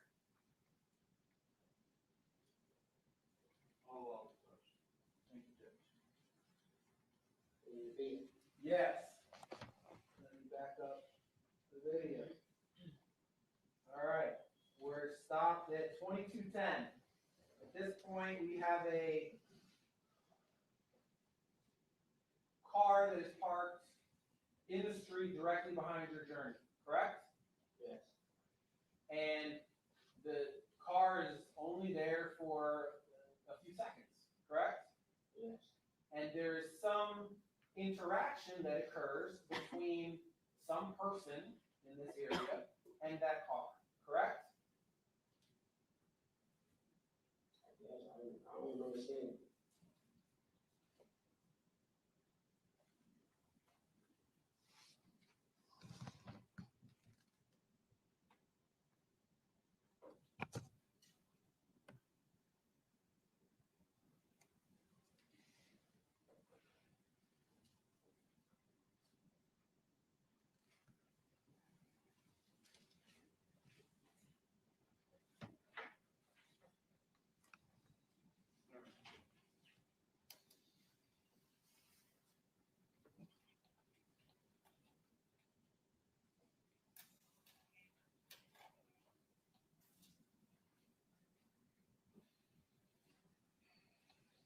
I want to talk about a few things that I think that we agree on.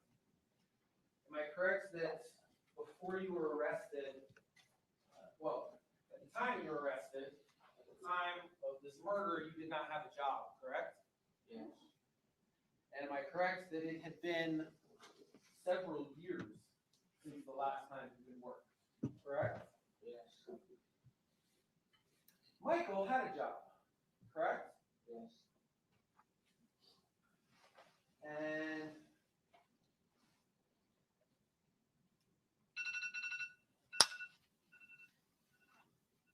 am I correct that prior to leaving for RIVA, you were at Deidre's house, correct? Yes. And everybody that was with you was also at Deidre's house, correct? Yes. Deidre's had kids that were at the house. They were his, the woman, his girlfriend's kids that were living there at the house, correct? Yes. And there was a man who was there, who was taking care of the kids after you guys left, correct? Yes. That man was a man named Sherrod Clayton, correct? Yes. And how many kids were there? I don't remember. Multiple children, multiple kids were there, correct? Yes. And there was this man that was there. Were there any other adults there? I don't think so. But at the very least, this man that was taking care of, that was there taking care of the kids would be able to say who was there with Deidre. Objection, speculation as to what another person would say, especially in court. You saw the man that was taking care of Deidre's kids, correct? Objection, ask and answer, Judge.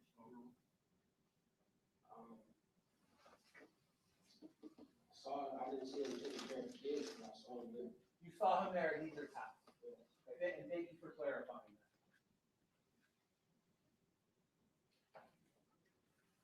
Another thing I think we agree on, you indicated that the shooter was wearing all black at the time of the murder, correct?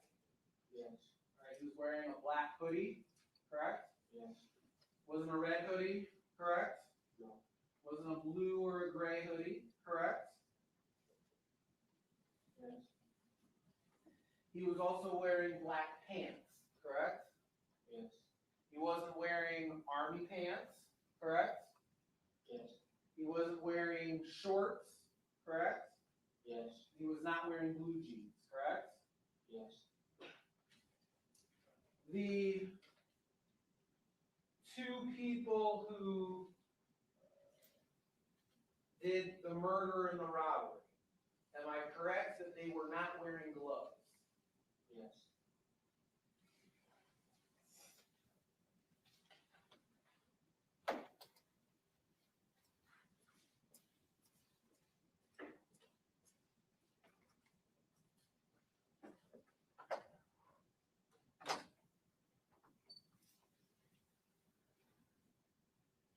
Back in June of 2018, you had multiple cell phones, correct? Yes, You had 3 or 4 cell phones at any given time, correct? yes.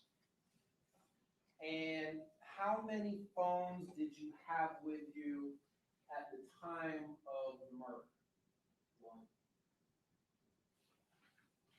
What happened to that phone? got rid of it. That was not the phone that you had on you when you were arrested in Georgia, correct?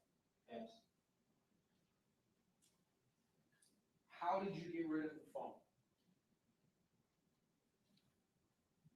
I don't remember. Did you give it to somebody?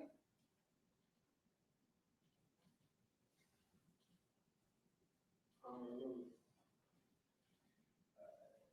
Was it put in the garbage, like you put the gun in the garbage? No, it was not put in the garbage. So you remember it wasn't put in the garbage, but you don't know anything else about how you got rid of it. Yes, When you talked to police in October of 2018, Detective Curcio asked you if you could get a hold of that phone, correct? yes, And you didn't tell him where it was at that time, correct? yes,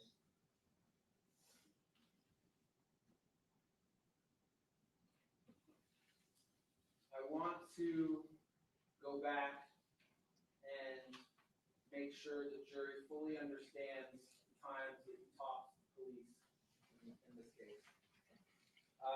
When you were arrested in Georgia, July 25th, 2018, you talked to Detective Curcio on the phone, correct? yes, The next day, you talked to Detective Curcio in person, so this was July 26th, 2018, correct? yes, And October 23rd, 2018 is when you and Mr. Lewis went down to the police station to give a statement trying to work out a deal at that point, correct? yes. I asked you earlier if you swore to tell the truth, and you said yes. Did you tell the truth during that statement? In 2018. Yeah. No.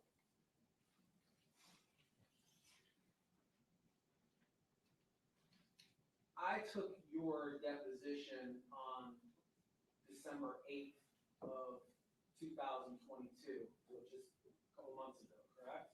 Yes. And I asked you that same question I just asked you now. I asked you, did you tell the truth in 2018? You gave me a different answer then. Judge, I'm going to object, it's improper impeachment. Rephrase. Did you say something different in the deposition on December 8th, 2022, about whether you had told the truth in October of 2018? And also, I don't know. You didn't remember if you told the truth? Yes. In fact, you said, I don't think I lied. Isn't that correct? Probably.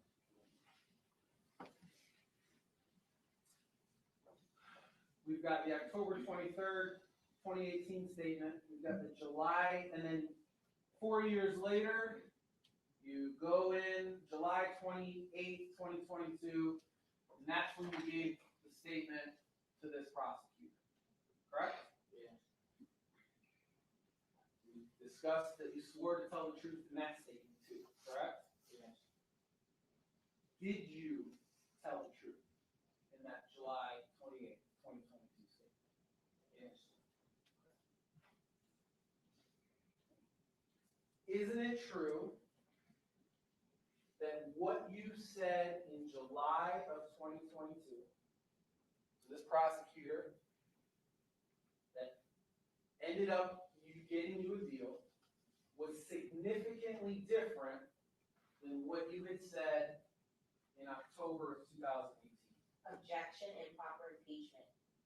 Reference statements, some specificity as to what exactly he's referring to, Judge.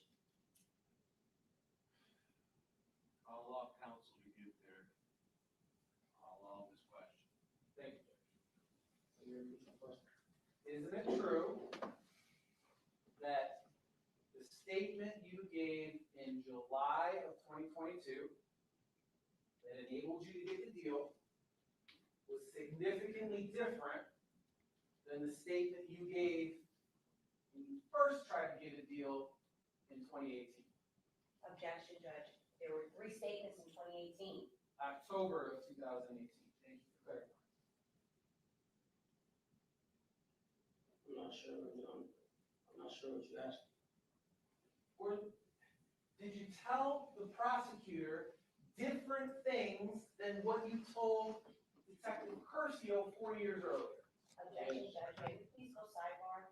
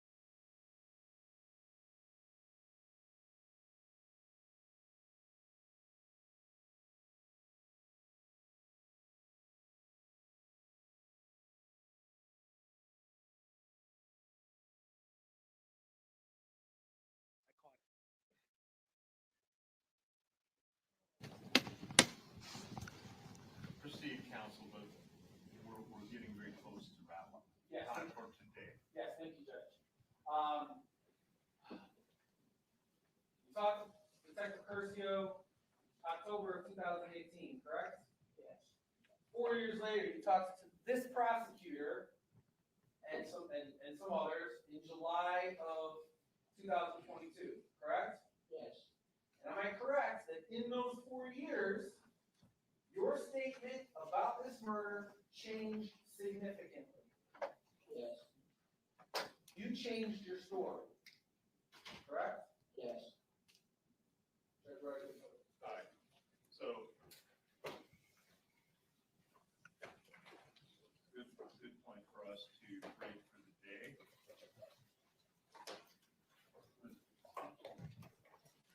Alright, modified.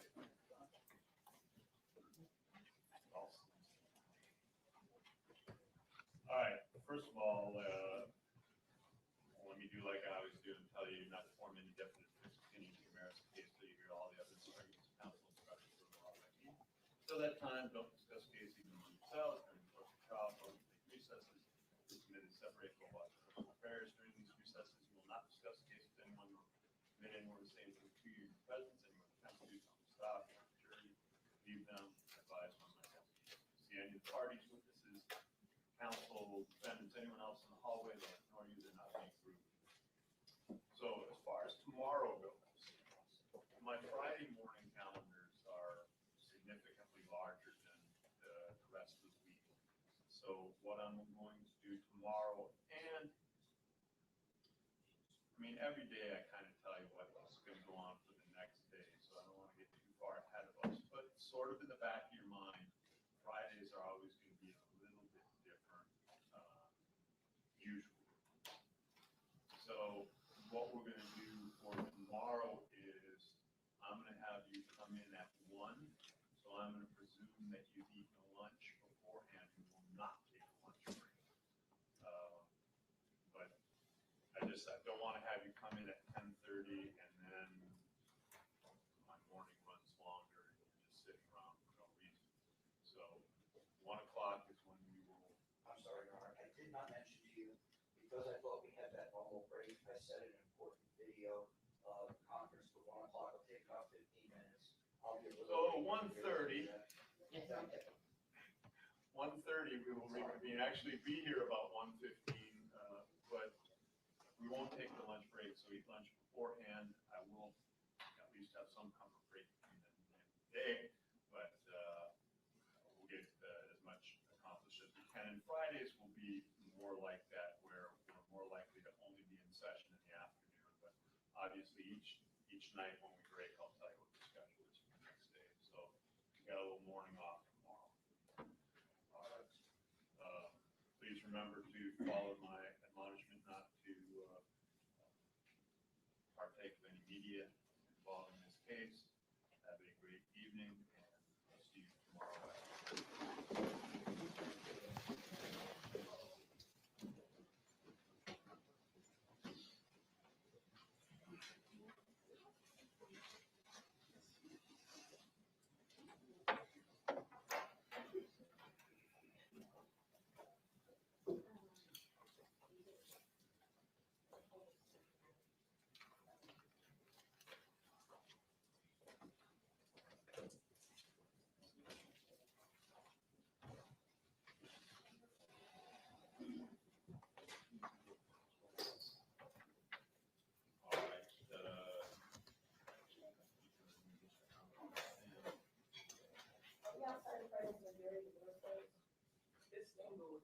Hold on a second. Okay, no problem. We're just, Yes, of course. I couldn't see, that's all that. yes, that goes. No. Thank you, Abby.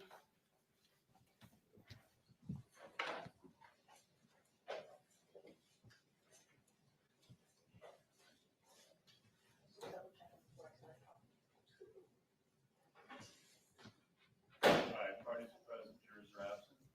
I just want to ask, this is for Mr. Ramirez or any other counsel, because actually it's just Mr. Ramirez is doing it. Talking out of turn, I'm going to ask if we could please prohibit ourselves from doing that, especially if it's regarding scheduling. I would see it as ingratiating himself to the jury. He's bringing up things that aren't regarding direct or sidebar or anything regarding his schedule. I would just ask that we not do that, if we do that, or like when Your Honor says, is there anything else to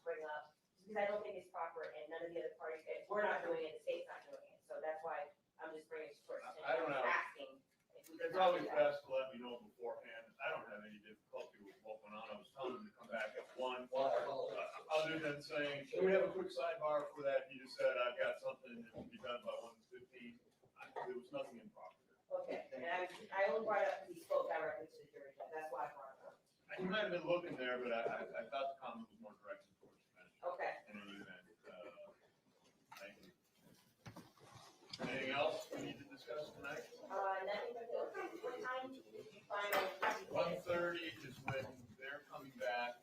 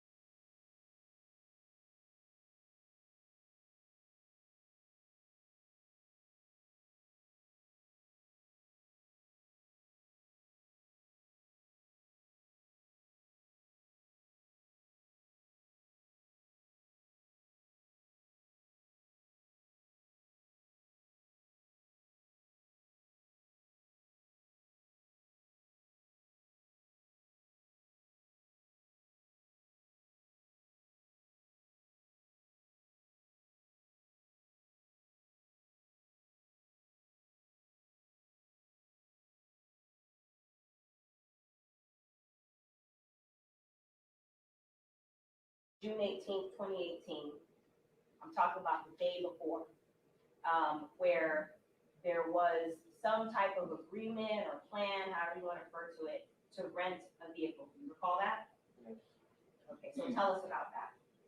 Whose idea was it to rent the vehicle? You have to speak up nice and loud. Dietrich, Okay, so it was Dietrich's idea to rent the vehicle. Why? Rob who? anyone, So when you say it was idea, what was supposed to be the plan? You rent the vehicle and what? Tell us in detail. ride around, people off, And when you say we, who's the we? leave, Michael, Trick, and Dietrich, The four of you. yes, Was there supposed to be anybody else involved that you're aware of? no, Okay, so who was supposed to rent the vehicle? On June 17th, this is the day before the homicide. second sister, Who is that? Tony Roberts, Had you met her before? yes, And I'm talking about before June 17th, 2018. How long did you know her before that date? about 15 months, How often had you seen Tony Robinson before that date? almost every other day, Who introduced you to Tony Robinson? Dietrich, And when he introduced you, how did he introduce her? Like, as what did he say, if anything, was the relationship to her? Objection to hearsay. that was his sister, and she was over at Park Place. I'm sorry, I can't understand you. Speak nice and loud so that we can hear you all the way back here. That was his sister, and he was over at the park, and she was over at the Park Place. Okay. Do you know how she was supposed to rent the car? For example, was she supposed to go to like an Alamo or, one of those places like Enterprise, or do you know how? Objection to hearsay. You may answer. Yes, she went to the alcohol tour.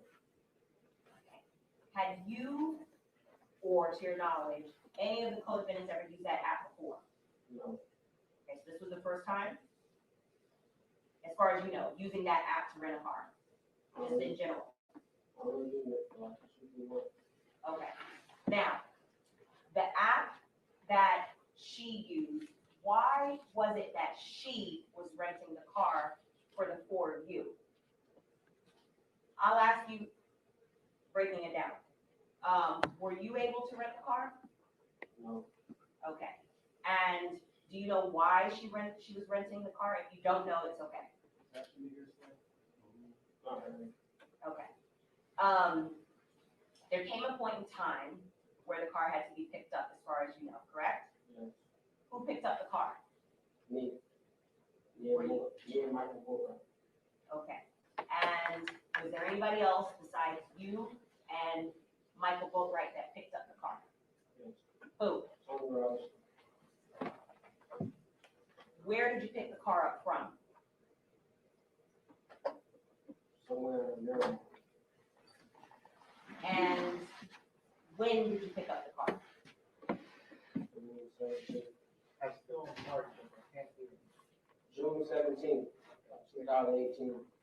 What time did you pick up the car? Good. Was the sun still up or did the sun already set? I'm still, Okay. Do you recall how long you were supposed to have the car for? a day, And do you know, out of the four of you, who was supposed to drive around the car during this time that you said you were supposed to be robbing people? Dietrich, Who, out of the four of you, decided that Dietrich was going to drive the car? that's just what he do, he drive the car. Okay. So, in the car, besides the four of you, what else, if anything, did you have in order to be able to do this, to rob people? You know, I had guns, we got masks, Why? robbery. Okay. You expected to be armed with a firearm? Yes, Did at any point all four of you expect to be armed with a firearm? yes. And what was the purpose of having a mask or masks, plural? So I identified Who was supposed to be wearing the mask? everyone. So now, I'm gonna ask you specifically about the firearms that each of you have. What kind of firearms do you have? I had a Springfield 40, What kind of firearm did Michael Boatwright have on that, June 18th, June 17th timeframe? if I'm not mistaken, it's a GSK 22 rifle, Now, when you say 22 rifle, you know the caliber of the rifle? 22. 22 caliber, okay? What kind of firearm did Trayvon Newsom have? Smith and Wesson 38. Okay, Revolver. revolver. What kind of firearm did Dietrich Williams have? Smith, a Taurus 38 revolver. And was there anything that you recall that stood out, for example, about Dietrich Williams' 38 revolver firearm that he had? Yes. What? A hammer with gold and a trigger with gold. Okay. So it stood out for that reason because it was ornate. Yes. Now, let me take you to the morning of June 18th, 2018. Okay? You recall that day? Yes. Where did the four of you start that day? Me, Michael Boatwright, and Trayvon Newsom started at my house. Where was Dietrich Williams when the three of you, Michael Boatwright and Trayvon Newsom were at your house? He was home. At what point was it either discussed or did you decide to all four get together and then actually leave to go do what you said you were gonna do? At what time? Yes. Maybe like 2 o'clock. Who initiated that conversation? Dietrich Williams. How did he initiate it? What we doing today? You have to speak up nice and loud so that we can hear you all the way back here. Guys, what are we doing today and where are we going? And what did you understand that to be in reference to what he was saying? Or what area are we going to rob people? What did you say in response to Dietrich Williams initiating that conversation? It doesn't matter. What did Michael Boatwright say in response to Dietrich Williams initiating that conversation? Nothing. And what did Trayvon Newsom say in response to Dietrich Williams initiating that conversation? You can answer. Nothing. Okay. At some point, was this in person? Yes. So when all four of you were together and you said doesn't matter, how did you decide where you were gonna go? We haven't decided that. So at what point did you actually leave the four of you in that car? Chucky realized he didn't have any mask. Okay, so when you're saying Chucky, you're referring to also, you refer to him as Chucky sometimes, or Dietrich? Yes. Okay. And when you say he didn't have any mask, what do you need the mask for? So robbery. What kind of car was it that was rented through the tow app by Tony Robinson? At the Dodge Town. So after Dietrich Williams realizes that he doesn't have a mask to rob people, what did you guys decide to do? So Broward, Where? RIVA Motorsports. Who drove to RIVA Motorsports? Dietrich. Okay, so Dietrich's driving in the front driver's seat? Who's in the front passenger seat? Michael Bowman, Who is in the back passenger seat? Trayvon Newsom, And where were you seated? behind Gigi Williams. When you're in the car on the way to RIVA Motorsports, the firearms that you just detailed that everybody was in possession of, where were those firearms? Okay, when you say in the car, were they in the back or did everybody have their own respective firearms? Everybody had their own respective firearms. What time did you get to RIVA Motorsports? I'm not sure, I think something. Okay. When you get there, what, if anything, do you realize from the parking lot, or do any of you realize from the parking lot? Gigi notices, the victim, How? he sees him walking in the store. So what does Dietrich Williams say when he notices the victim from the parking lot? And that's XXX. Did the three, you included, look up and see who he was referring to? Yes, he was already in the store. Okay, so I'll ask you one by one. What did you say in response to Dietrich Williams pointing out that XXX was walking into RIVA Motorsports? Nothing. What did Michael Boatwright say in response to Dietrich Williams pointing out that XXX was walking into RIVA Motorsports? Nothing. And what did Trayvon Newsom say in response to Dietrich Williams pointing out that XXX was walking into RIVA Motorsports? Nothing. So what did Dietrich Williams say next? When we pulled up next to the car, What car? BMW, X car, How do you know that it was X's car? he just pulled it up with his phone. Okay. So Dietrich Williams was driving and intentionally pulled up next to XXX's car? Yes, And what does he do next with whatever it is that he pulled up on his phone? he showed it, it's the same car. Where was he looking? What images were you looking at? If you said he showed us, from what? Instagram. Okay, do you know whose Instagram account it was? No. Do you recall what the Instagram photograph or what the image looked like? No. Okay. And what was the purpose of Dietrich Williams pointing out the car from Instagram?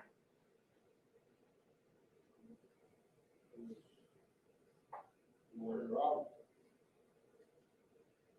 So at some point, he confirms that that's the car, and then what's said next?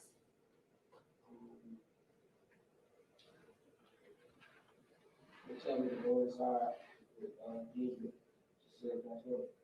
When you say they, we're gonna be very specific because there's three co-defendants. Who told you to go inside with Dietrich Williams to see if XXX was in there? Michael Bowright, and Trayvon Newsom. They both did, told you to go inside. Yes. Okay. And do you know why, what was the purpose of them telling you to go inside versus all four of you going inside, or them just going inside themselves? There's some speculation. No, What, if anything, did Dietrich Williams say in response to Michael Boatwright and Trayvon Newsom telling you and Dietrich Williams to go inside? Gigi was already going in, but they just wanted to hear me say that it was actually him.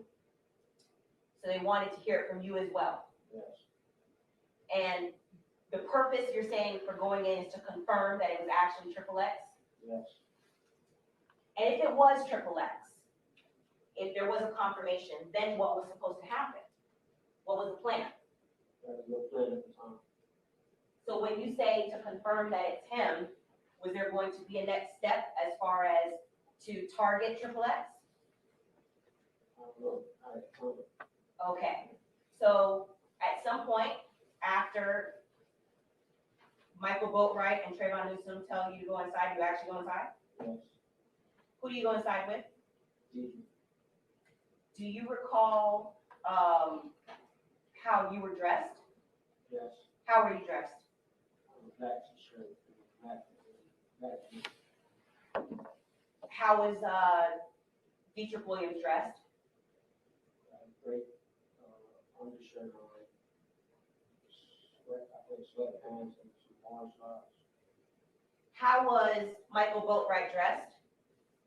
He had an undershirt, black jeans and black shoes.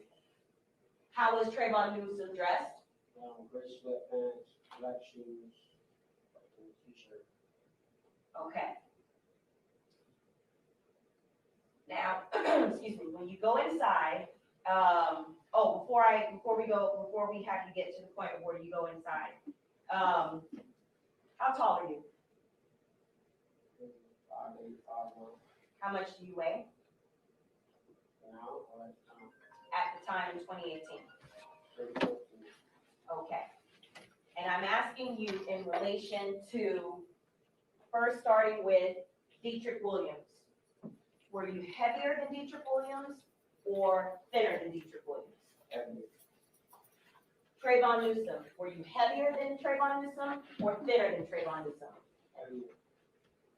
Michael Boatwright, were you heavier than Michael Boatwright or thinner than Michael Boatwright? Heavy. Asking about height, okay? Who is taller, you or Michael Boatwright? Michael Boatwright. How tall is Michael Boatwright from what you can recall?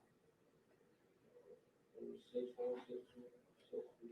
Who is taller, you or Trayvon Newsom? Trayvon. How tall is Trayvon Newsom, you recall?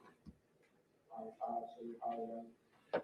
Who is taller, you or Dietrich Williams? Probably me. How tall is Dietrich Williams? Probably 5'7", 5'6". Who is the tallest out of the four of you? Michael Boatwright. And then who would you say is the next tallest? Trayvon Newsom. So you're in the store. Do you see the victim? Yes. Where? When we first walked in, to the left. To your left when you're walking into the store? Yes. What was he wearing? And jean jacket. Okay. What else did you notice about him? That's it. That's Do you remember how his hair was styled?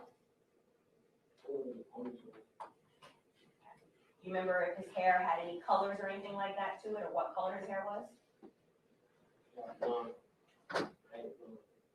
Okay. Do you remember if he had on any jewelry? Not at the time. Not at the time. Did there come a point in time where you realized he had jewelry? I think when we were leaving, Okay. Tell us about it. How did you realize he had jewelry? well, I think Dietrich told us he had jewelry. Okay. At what point did Dietrich tell you that the victim had jewelry? When we were leaving out the store.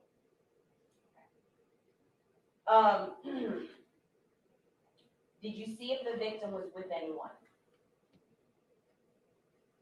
Yes. Who? Do you know the person? No. Can you identify what the person looked like? No.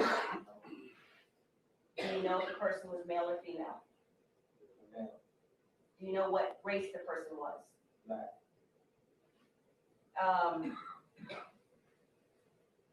When you were in there, had you ever seen XXX before that date and time?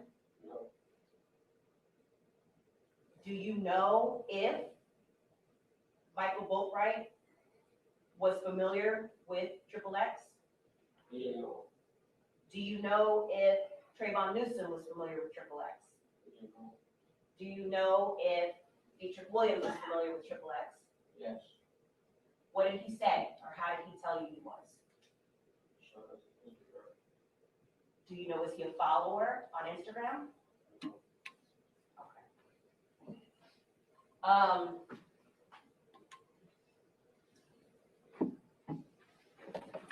Besides Dietrich Williams, first initiating the conversation about robbing XXX, was there anybody, and I mean anybody, whether it's somebody that, you know, we know personally or not, was there anybody else that brought up or was responsible for the four of you robbing XXX besides Dietrich Williams?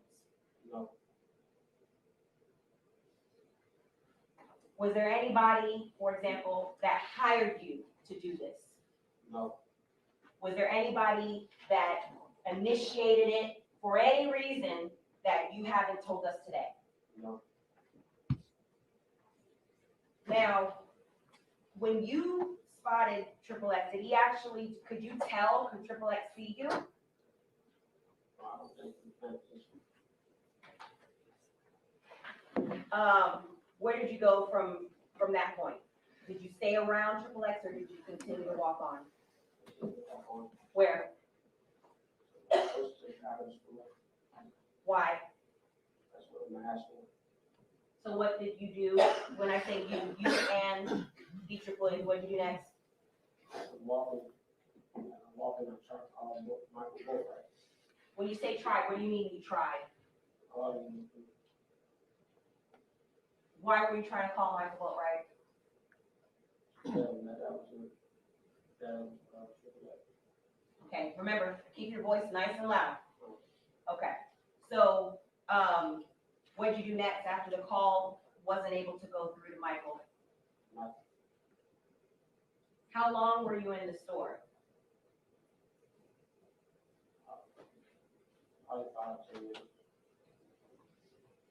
Were masks actually purchased? Yes, By who? Do Jesus, you know what kind of mask? black man. And do you know how many, if any? Were you there at the counter when he was purchasing the mask? Not sure.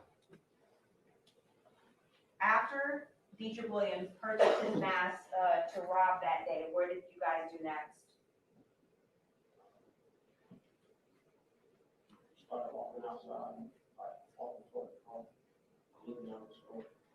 Did you see XXX again on the way out of the store?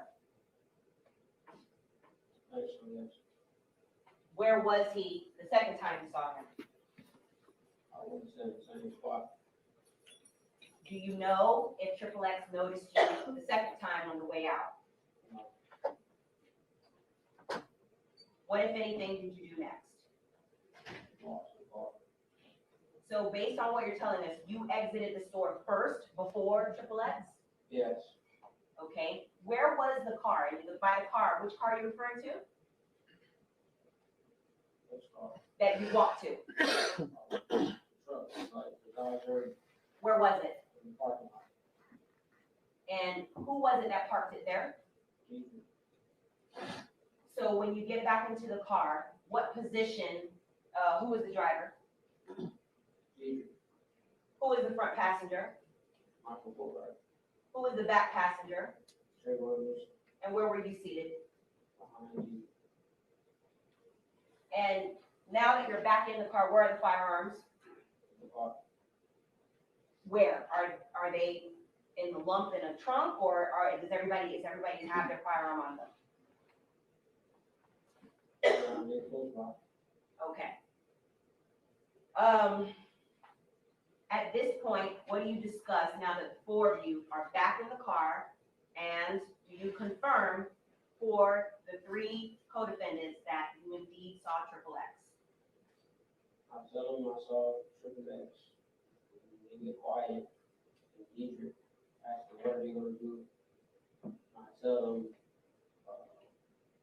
no, I don't think that's a good idea because I just went in on camera. So you were aware that there was surveillance in RIVA Motorsports. Yes, And when you say, that's not a good idea because I'm on camera, why did you care about that? I knew that. Because what? I can't hear you, nice and loud. I knew it was a great chance we were gonna be caught. And when, I'm sorry, does he have a microphone in front of him? Because- Yes. Okay. you knew it was a great chance that you were gonna be caught, and why is that significant to you? It's kind of obvious that you don't wanna get arrested. Right. How did Michael Boatwright feel about that?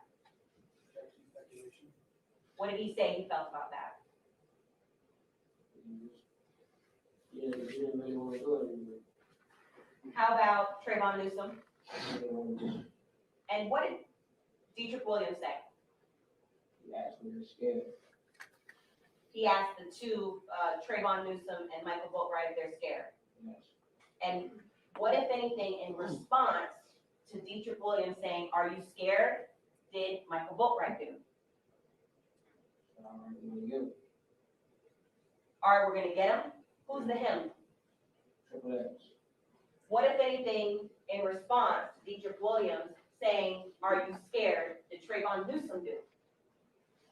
I think he said the same thing. All right, I'm you sorry, talk. Coach, I didn't hear it. I think he said the same thing. Thank you. Now that the four of you are in the car, and I guess you decided you're going to get Triple X, how then does Michael Boatwright get dressed from that point? He puts on his black hoodie, And what else? his mask. And what about Trayvon Newsom? How does he get dressed? He puts on a black sweater, and he puts on his mask. How was it decided between the four of you that Michael Boatwright and Trayvon Newsom were gonna wear the mask and the hoodie? Egypt was driving, and I told him I was not getting out because I was looking parts of it, because I knew I just was gonna tell him. Okay. So just from that, it was decided then that Trayvon Newsom and Michael Boatwright were gonna be the ones to actually get out with the mask. Yes, Okay. Where did you guys go from there? Are you still in the parking lot at this point? we're parked across the street. Why? Why did you move from the Riva's parking lot to park across the street? Because Chucky came up with some type of theory saying that if we leave out of the parking lot and move next to the next parking lot and across the street, in that parking lot, that it'll look like we left. So it was Chucky's idea to act like you left so that you're not on camera? Yes, Okay. Were you aware that Riva's cameras extended all the way to across the street where you parked? no, Now, what was the purpose of even, besides, trying to evade being on camera, what was the purpose of waiting across the street? What were you waiting for? I heard a lot of, RIVA Motorsports, Who's him? Triple X. Why were you waiting for him to pull out of the store? So Jesus would block him off. Whose idea was that to block off the victim as he's leaving RIVA Motorsports? Jesus will. That's speculation. Please answer, whose idea was it? Dietrich Williams. Okay, so had you been to RIVA Motorsports before that day? No, From what you recall from the layout, do you know how many exits there were? only one. And the exit that you were waiting for the victim to come out of, how was the rest of the building situated? Was it open space or was it enclosed with a gate? Again, Okay. And when you're saying that Dietrich wanted to block him off, was the purpose to trap the victim as he's trying to exit? So once he's trapped, what was the plan supposed to be? Once Dietrich Williams cuts him off and traps off his car, his being the victim in this case, what was the plan for the three of you? What was Michael Boatwright supposed to do? I can go right, Trayvon Newsom was supposed to get out, on road. Okay. With the firearms that you just detailed a little earlier that they had? Yes, How long did it take while you're sitting there waiting for the victim to come out of the store? every 10 minutes. Okay, so for 10 minutes, the four of you sat lying in wait for the victim to come out? Yes. What's the discussion happening as you're waiting for the victim to come out and you're about to target him? between the four of you. Objection to hearsay. Rob, Okay, Judge, I would object unless the witness clarifies specifically who it is that's speaking. Sustained, so if you would. sure. Thank you. As the four of you are waiting to target the victim, as you're lying in wait, what was Michael Boatwright saying in that 10 minutes that you are waiting to target the victim? Rob, As you're waiting, lying in wait for 10 minutes to target the victim, what was Trayvon Newsom saying? Rob, And as you're waiting for 10 minutes, lying in wait to target the victim, what was Dietrich Williams saying? Rob,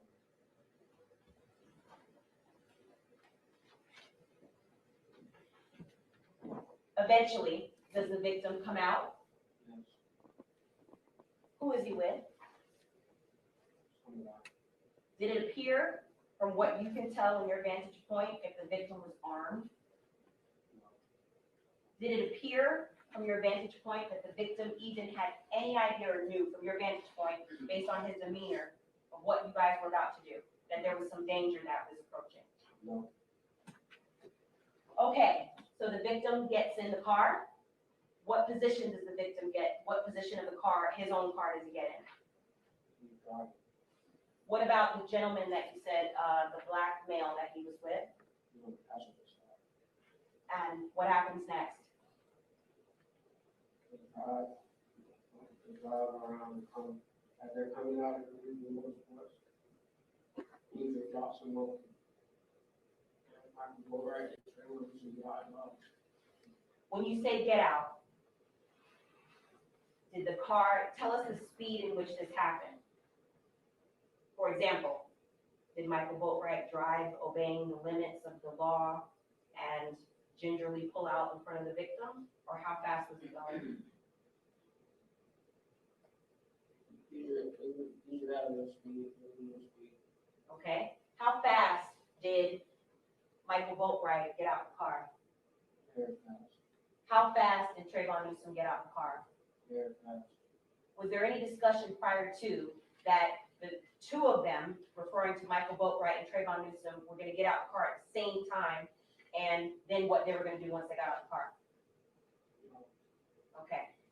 How was it decided who was gonna go to what side of the victim's car? For example, who was gonna go to the driver's side, or who was gonna go to the passenger side of the victim's car? Wedding side, Okay. And where were you seated when you're watching all of this? behind the driver's seat. So tell us, once Michael Boatwright gets out of the Dodge Journey and approaches the victim's vehicle, what does he, referring to Michael Boatwright, say and do? First, what does he say? Michael Boatwright, Yes. What is he saying as you're saying robbing him? What does he say? really good. Okay, what is he doing? He has his rifle on the right side of the window. I'm sorry? He had- Nice and loud. He had his rifle stuck inside, right inside the car, What side of the car? driver's side. How is he holding the rifle? He being Michael Boatwright. Show us with your hands the best that you can. Okay, so you're showing both hands? Yes, Now I see your hands are, you're in custody, so your hands are handcuffed and shackled to your waist, correct? yes. Okay, so I'm using myself as an example, okay? How high up? Tell me when to stop when I get to the height that he was holding the rifle. Right there, Okay, so Michael Boatwright is holding the rifle like this with two hands, yes, and he's pointing it at the victim. yes. Okay. How about Trayvon Newsom? What does he do once he gets out the car with his firearm? He runs to the car, he's pulling on his necklace, Whose necklace? extra necklace. At that point, where was the passenger that was with Triple X? Maybe he's going, he ran out the car. Okay. And from which side of the car is Trayvon Newsom trying to take Triple X's necklace? Drive. Okay, so at the point that you're describing, both Trayvon Newsom and Michael Boatwright are on the driver's side, Yes. and while Michael Boatwright is holding the firearm on the victim, Trayvon Newsom is trying to take his property? Yes. What, if anything, is Triple X doing in response to any of this?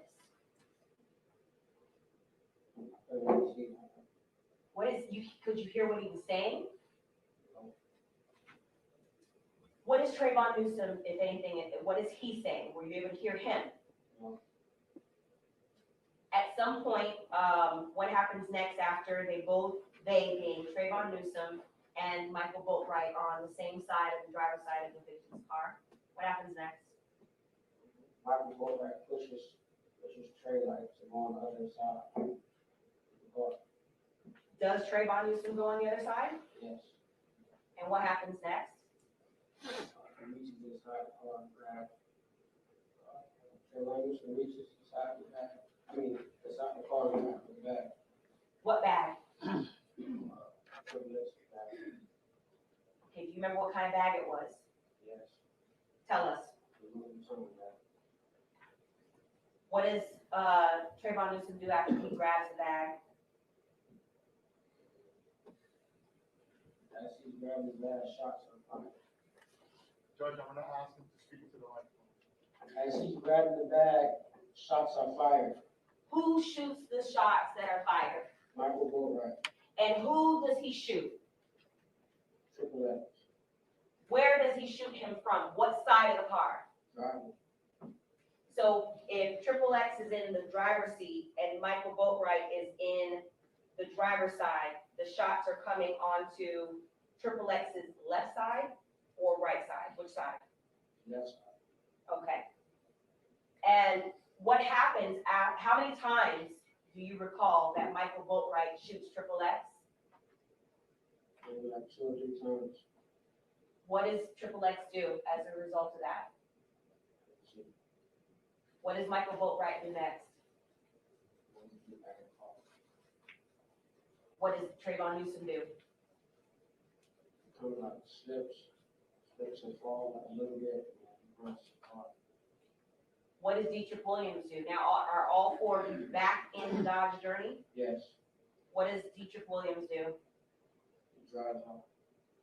How long does this take from the point that Dietrich Williams cuts off the victim from leaving RIVA Motorsports and Trayvon Newsom and Michael Boatwright get out and shove guns in the face of the victim? How long does all this take from start to finish? That's what he did. At some point, and I'm gonna get into what happens after the shooting, at some point you realize there was surveillance of everything that we're talking about today, correct? Yes. Now, may I approach, Your Honor?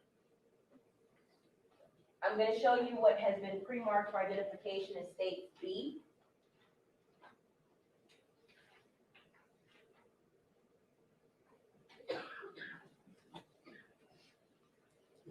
Do you recognize State B? Yes. How do you recognize State B? I wish so. And what else? Eight. Okay. Have you had an opportunity to review State B? Yes. And does it fairly and accurately represent what you recall, the events and the images and the video of what happened on June 18th? Yes. Okay.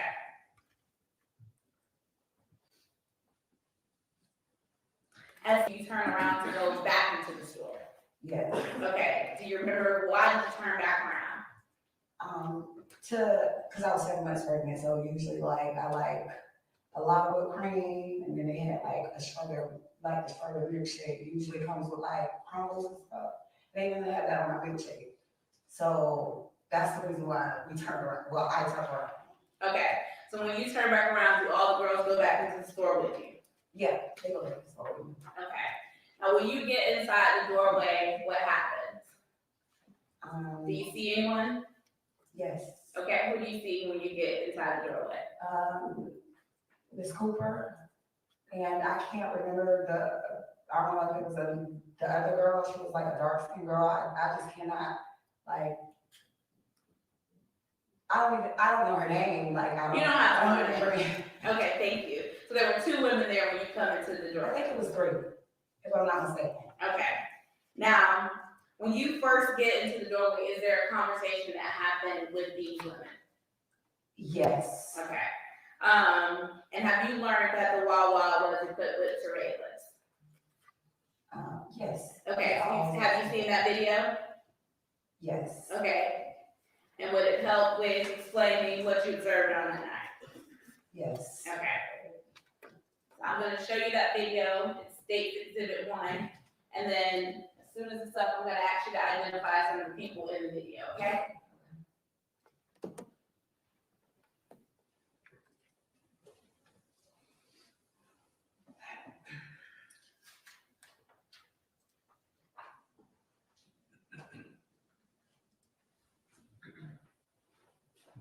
So Ms. Edie, I'm showing you State's Exhibit 1 right there in the middle where it says camera 5-4. You see that middle camera? Yes. Okay.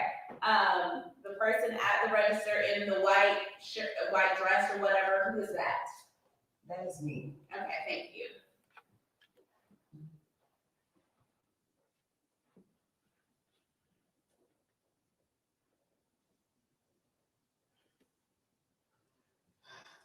And Ms. Edie, the person in the white bubble, who is that? That's Tamaria. And in the red bubble, who is that? Miss Cooper. Okay. And at this point, you're at the register, what are you doing? We are paying for milkshake. Okay. And at this point, do you have any discussion or conversation with Ms. Cooper and her group? No. Okay.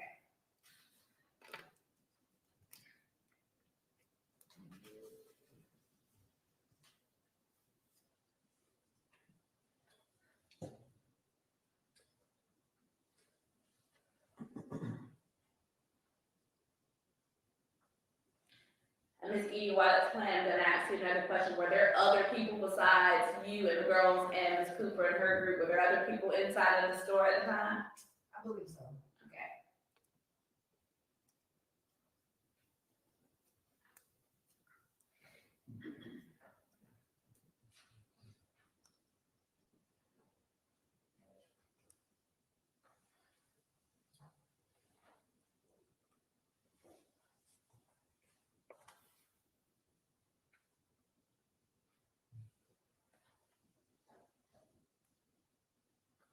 Ms. Edie, at this point, you're off the screen. Is this the point where you've gone to get your milkshake?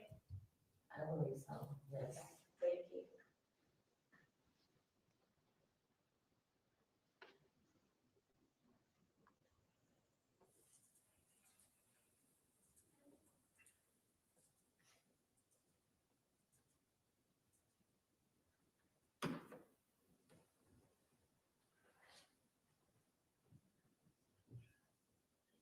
Ms. Edie, right now, of the screen on camera 1 at the bottom, is that you exiting the gas station? Yes. Okay, and is the girls following behind you? Yes. Okay.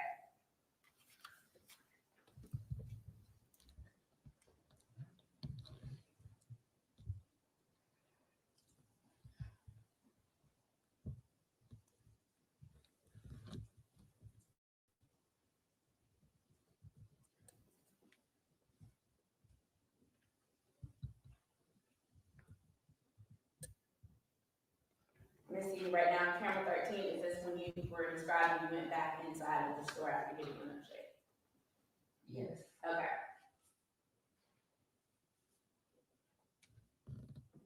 Now, right here in the red bubble, when you said Ms. Cooper, is that who you were referring to? Yes. And which of the individuals in that red bubble is she? The one with the gray jump from. Okay. And have you ever seen either of these two women before? Never in my life. Okay. All right.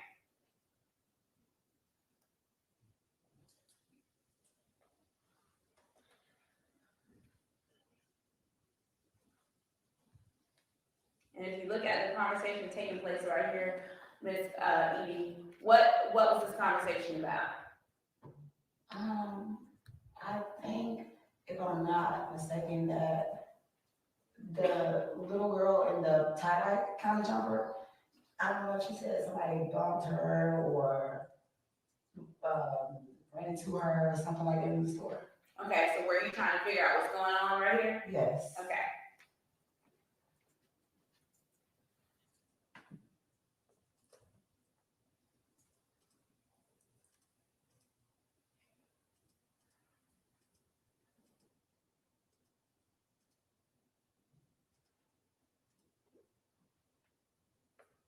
Now, Ms. Edie, at this point, who is it that gets involved in the conversation?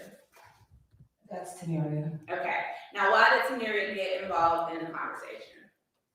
Because at this point they're being belligerent, like they were yelling, screaming. And not only that, like when we were at the door, I'm apologizing because like I said, the one in the kind of tie-dye jumper, she was like, well, what are you doing in this? I'm like, well, they're teenagers and I'm apologizing as the adult with them. So as I'm explaining that, it's like, they don't hear what I'm saying, they just like, it's all over the place, so. Okay, so you're trying to explain that the girls,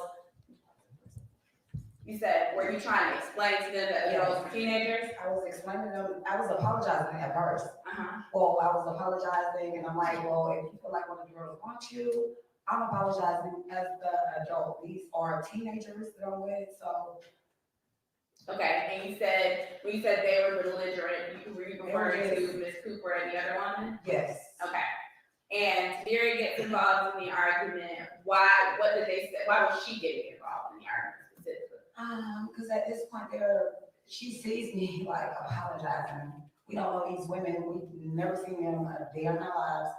So it's like,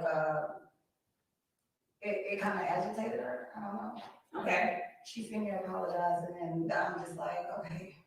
So Ms. Edie, on this camera, when Tanaria comes forward and joins the argument, what do you do? I think I grab her or I just like tell all the girls to, yeah, I'm just like, come on, Tanaria. But once I do that, she kind of backs out the door like all of the girls.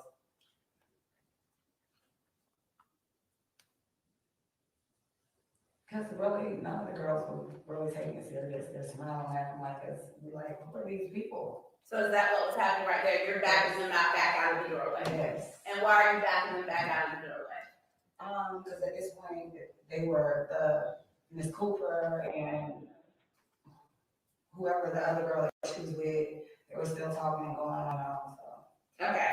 Now, while you're backing them out of the doorway, did you drop something there in the video? Yes, I dropped my milkshake and I think I had a bracelet on. I don't know if that popped off my hand or my wrist. Okay. And Miss Edie, when that argument was happening, was anyone else arguing with the defendant and her party other than Tanaria and you trying to stop the argument? I think at this point, all of the girls are like, I really can't remember, but I know it's like a whole bunch of yelling from both sides. Okay. Like, I really can't remember. But did you have to tell anyone, push anyone back in that video other than Tanaria? No. Okay, thank you.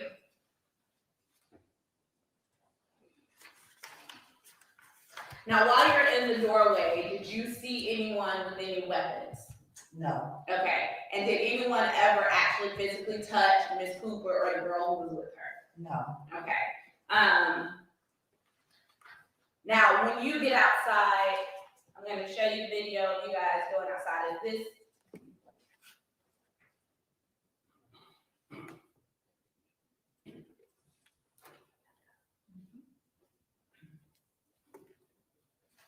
Sorry, I'm just backing it up a little bit.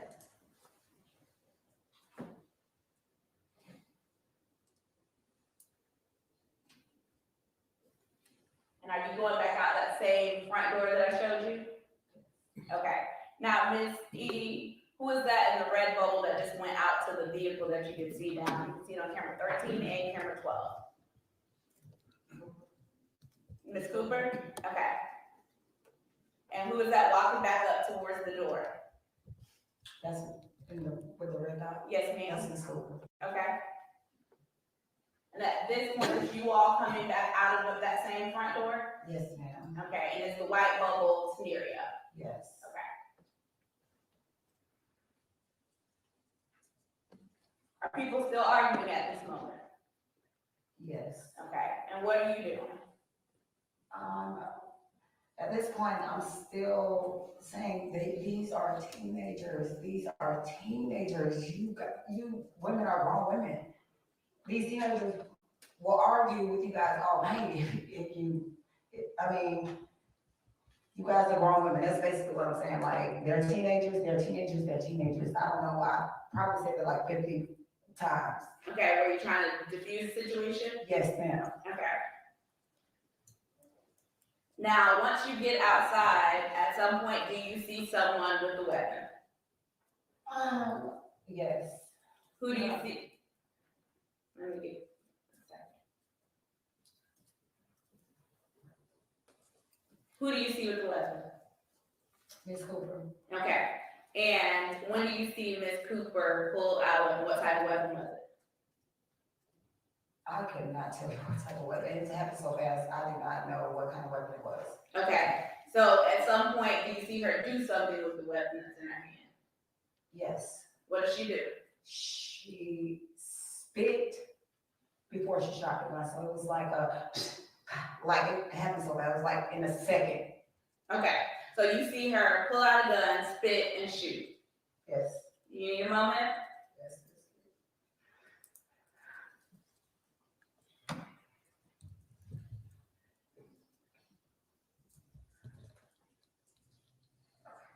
You ready?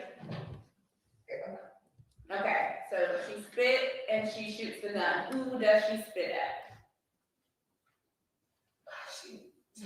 She was probably spit at me because I was the only one standing in front of her. Okay, Because the girls was behind me. okay, and who did she shoot? She shot two. Okay.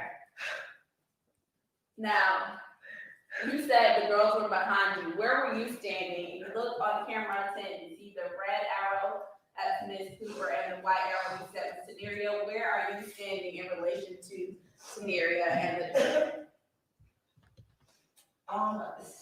I'm basically standing in front of the girls that were with me were behind me.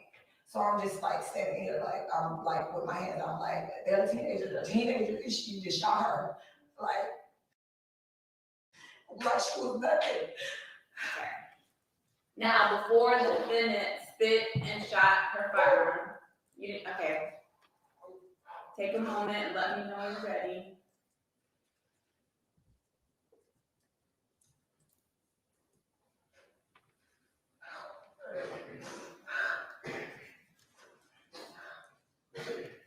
Okay, I'm ready. Okay. Before she spit and shot her firearm, did you see anyone swing or throw a punch at her? No. Did anyone else in your group or anyone else outside brandish or have any weapons? No. Okay. Was anyone outside spitting other than the defendant? No. Okay. Now, how many times do you recall her shooting? Once. Okay, and what did Scenario do when she was shot? I just heard something like drop.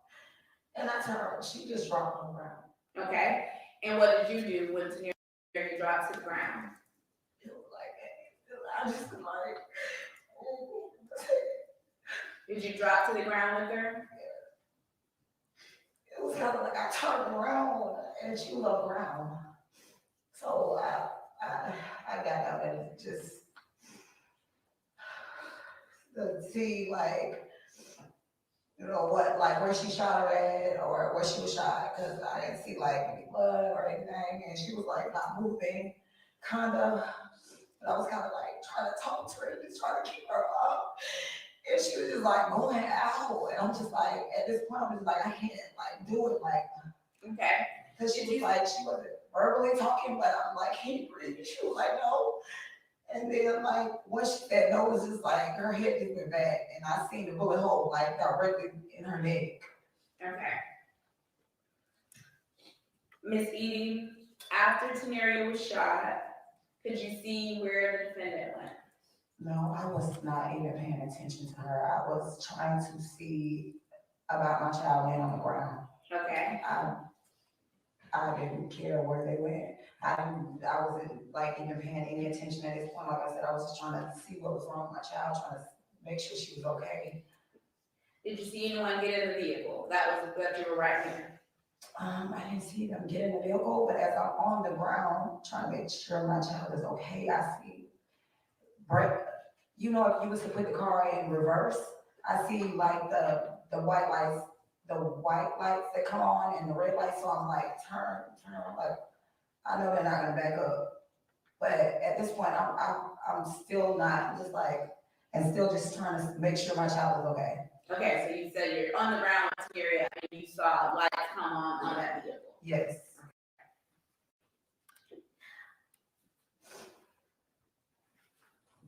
You gotta have a moment. Yes.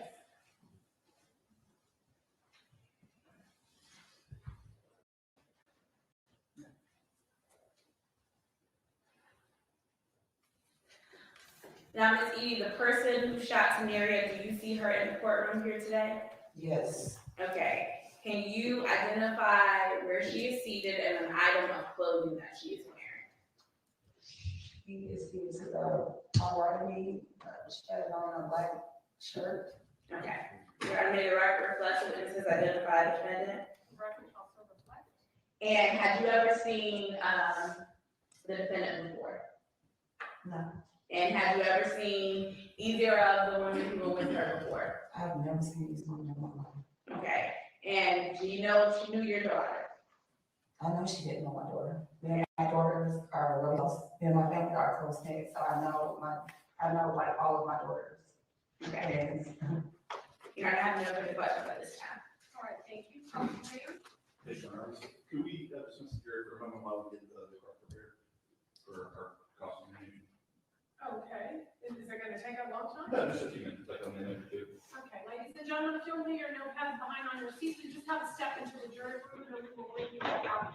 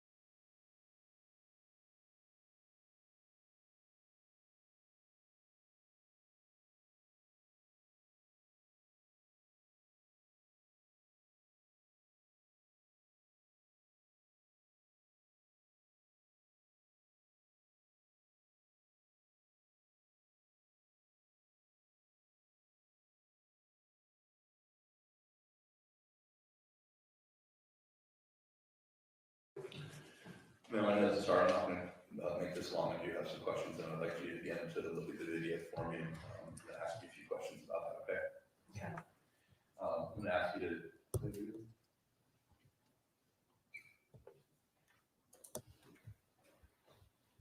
No, camera 13 on the left there. Stop. Right there, now, you're turning back to the store, looking into the store, correct? Yes. Okay. You weren't looking at your milkshake or anything like that, to see if you had enough whipped cream? No. Okay. And then it was just after you turned around and looked in the store that your whole group turned around and went back to that vegetable, correct? Went back to what? The lobby. Yes. We didn't make it in the lobby, or like. Right. And you pause right there, Tenaria, she's looking back inside the window too as well, right? Yes. That's what it looks like.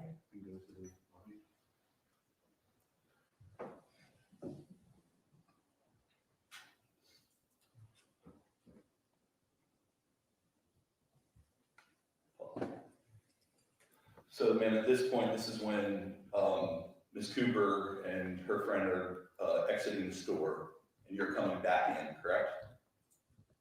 Yes. Okay. Now, if you watch this, ma'am, when this confrontation starts, Ms. Cooper steps aside here and lets the gentleman pass, correct? Yes. And now, from here on out, during this conversation, she has her arms crossed, right? She's not approaching you, she's not being aggressive. You said that she was being belligerent. Yes. Can you see that on camera? You can't. I mean, if you look at her lips, you can. Now, if you look at your group, your daughter in that side, does she look belligerent? Or is it Ms. Cooper? Both. I mean, you really can't. I mean, if you look at their mouths, Stop.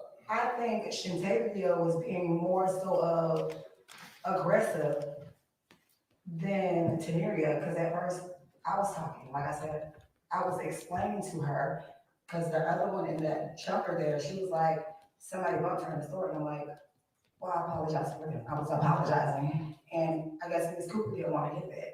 She didn't want to hear that apology, or her or the other young lady that was with her. But now you said that you weren't even aware of the problem, right? Until after you had gotten outside the store, right? You didn't know that there was an issue between the girls and Ms. Cooper until after you'd already walked out of the There store. wasn't.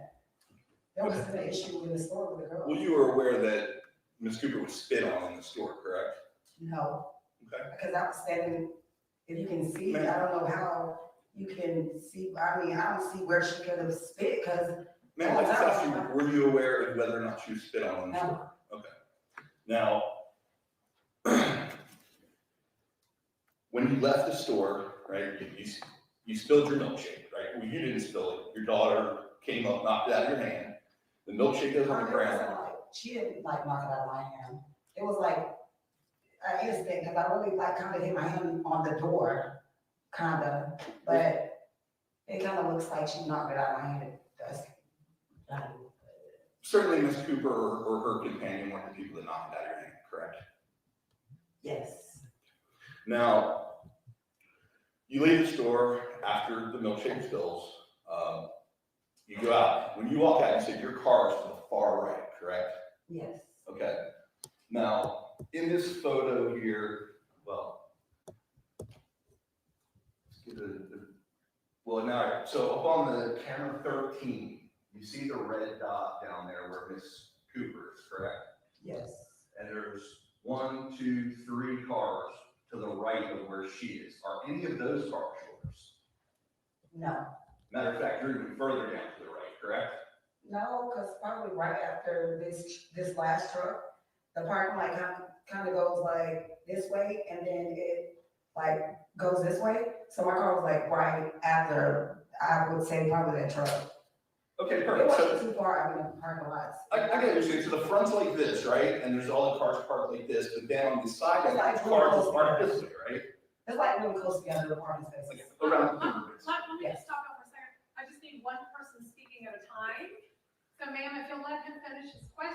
and then, of course, counsel, you'll let her finish her answer. The court order cannot take down the two of you speaking over each other. Thank you. So let's just keep it orderly. So like the front parking spots, everybody's like parked facing it, and then around the side, there's the ones you'll be parked this way, right? So you kind of like right at the very corner there of the building? Yes. Okay.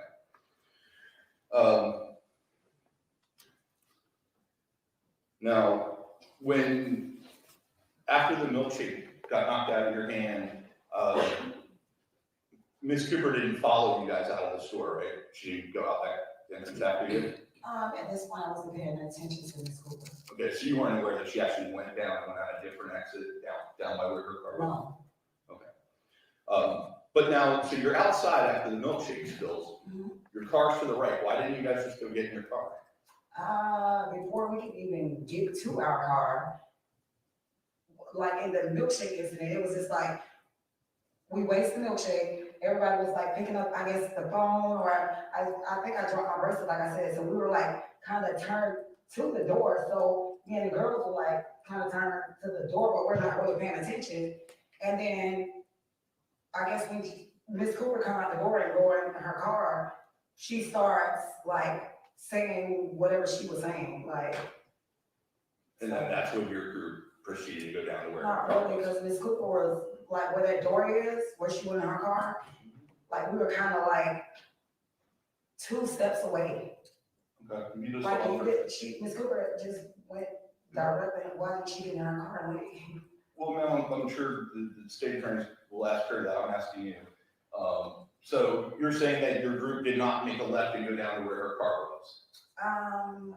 If you can see where the door is, it's like right, we are like right by the door where we were coming out of, like, so we weren't like, if we wanted to go right, we would have been like 2-3 steps away from our car too, so.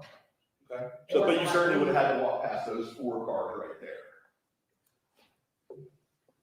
Because none of those are your car. Which 4 vehicles, like, They're on the where screen. she is? She's all the way down to the left. There's 4 cars there. None of those were yours. So you were definitely past The that. 3 cars? 3 Like, cars and an empty yeah, spot, and then yeah, you said you were yeah. around the corner. Okay, again, I need y'all one person talking at a time. So in the end, ma'am, we don't need to argue about it, right? There's a video, we can see what happened on it. Yes. When your daughter was shot, it was basically behind Miss Cooper's car, correct? She fell down right behind Miss Cooper's car. Yes.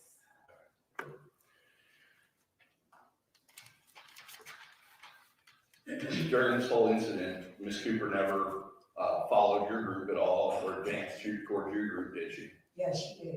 Okay. She walked back up towards us. You can see this video. And were you aware, ma'am, that they hadn't actually gotten their food yet? No. Oh. Now, out of all of the people involved, you'd agree that your daughter was the most aggressive? No. She was the one that was angry? No. You had to hold her back? I would agree that she was the angriest one out there. No, I really agree on that one.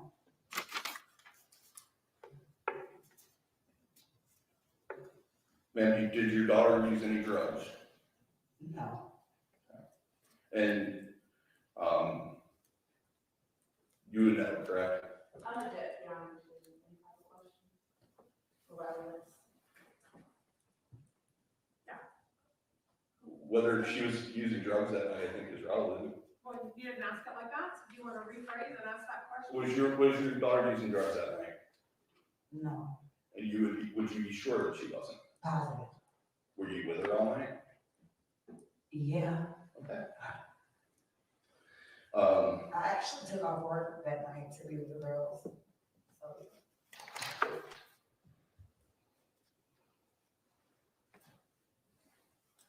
And in regards to your daughter, in prior testimony, you actually said that was the angriest you've ever seen her. Is that true?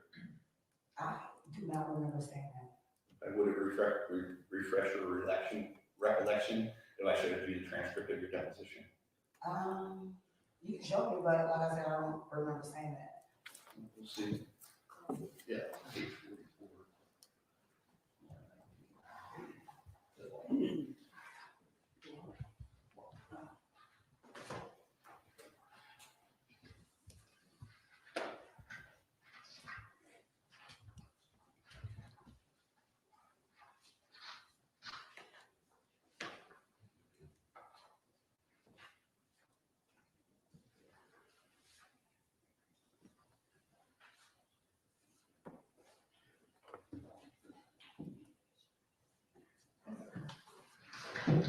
Actually, fair enough. Would you say, do you remember saying that that was, I'll just make sure I read it perfectly, because that's the first time I've ever seen my child that upset. Did you say that? Yes, that's how I said Okay, so you did say that. So that was the most upset you've ever seen your daughter before, it. Yes, but not angry. no, she was, no. Does that move council? Yes. But not on that question. Okay, is there any redirect? One more, yeah, okay.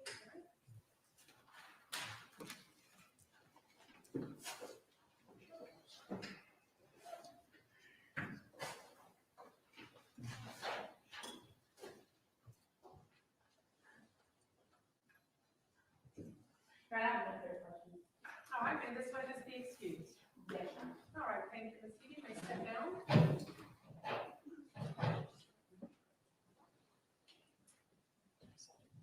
All right, State, you may call your next witness. that's your honor, state call 06 Matthews. Dariana Matthews, please.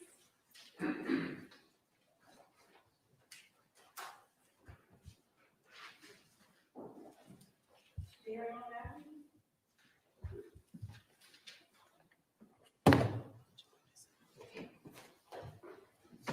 right, Ms. Matthews, if you'll come forward and be sworn.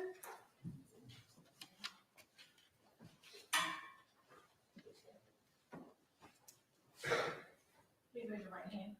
You solemnly swear or affirm that the testimony you give should be the truth, the whole truth, and nothing but the truth, so help you God.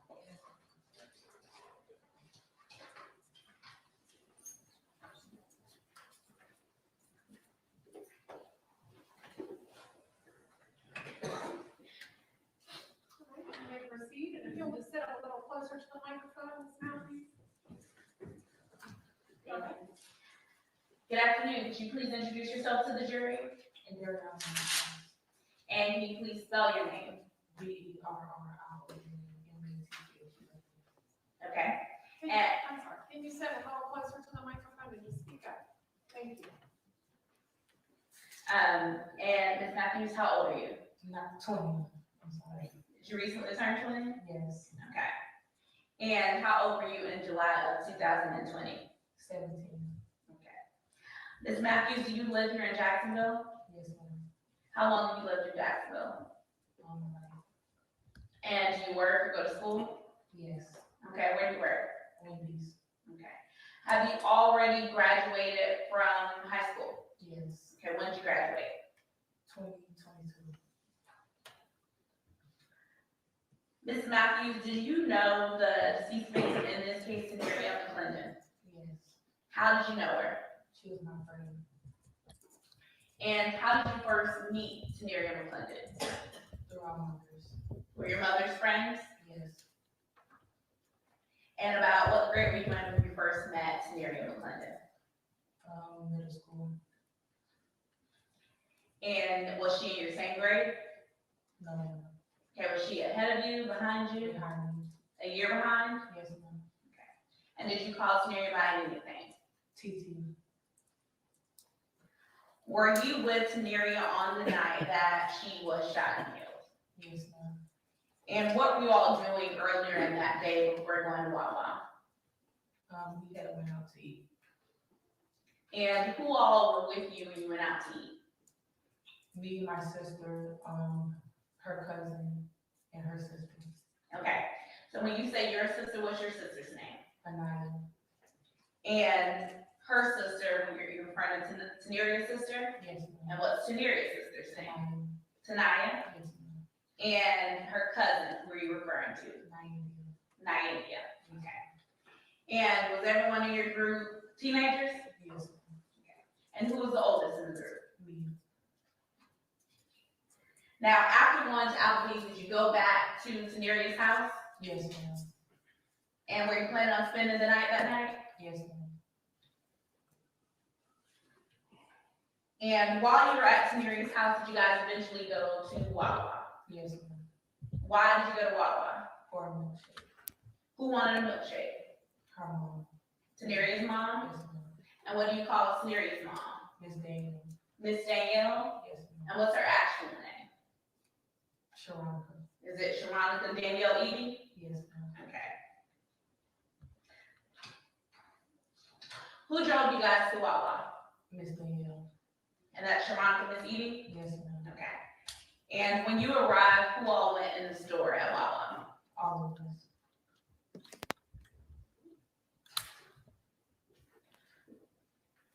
When you got inside the Wawa, were you able to get Miss Edie's milkshake without any issues? Yes, ma'am. At some point in the store, did you notice the defendant or the person who later shot Miss Teneria McClendon? No, ma'am. So you didn't notice her while you were in the store at the register? No, ma'am. Okay. When did you first notice the defendant? When we were walking out the store. Okay, and was the defendant alone? No, Okay, who was with her? I don't know the girl. Another person? Yes, Was it male or female? female. Okay, and you didn't know her either? No, Did you know the defendant? no.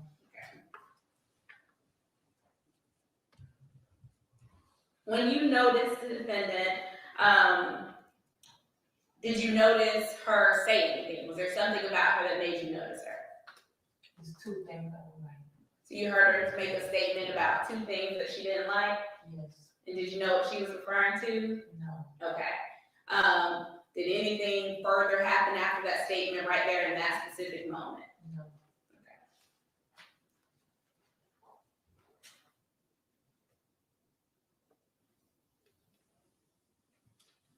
Now, at some point after getting Miss Edie's milkshake, do you all walk out of the store and come back? Yes, Okay. And when you came back, was there any discussion about why you guys were going back?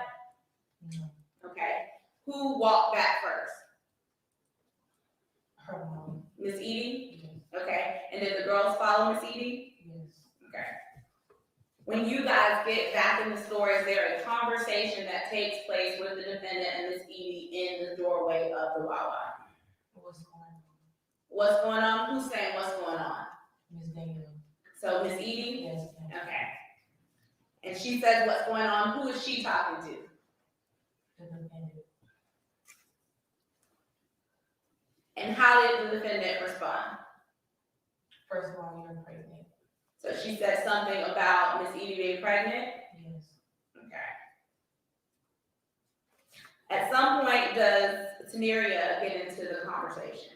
yes. Okay, why did Teneria get involved? I guess taking up her mom. Okay. When the Teneria and the defendant began to argue? Yes, Okay. And what is Miss Edie doing while Teneria is arguing with the defendant? trying to stop her. Okay, so she's trying to stop the argument? Yes,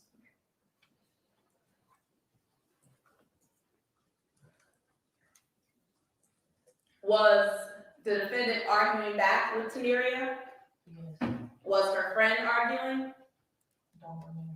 Okay. Were you or the other girls arguing? No, What were you doing in that moment? standing there. While you were inside of the store, in the doorway to the store, did you see anyone with any weapons? No, Did you see anyone kicking, punching, or swinging? no, Did you see anyone spit? yes. Who did you see spit? TT. Okay, and tell us about that. She spit, but the spit didn't connect. And what do you mean it didn't connect? It didn't land on her. So it didn't hit anyone.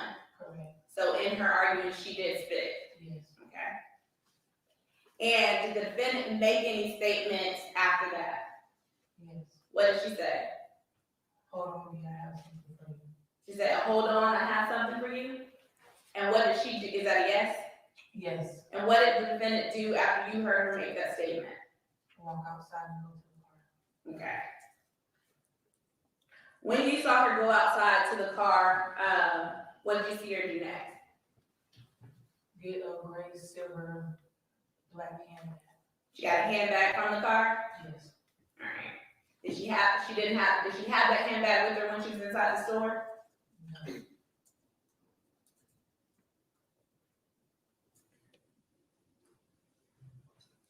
What did she do, once she got the bag? They started arguing a little bit more. So the argument continued when you guys got outside? Yes. Okay, and did you ever observe the defendant reach into the bag?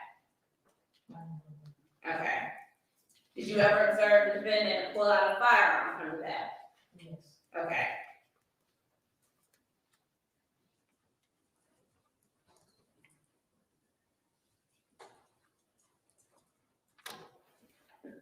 You're gonna add color states exhibit 1?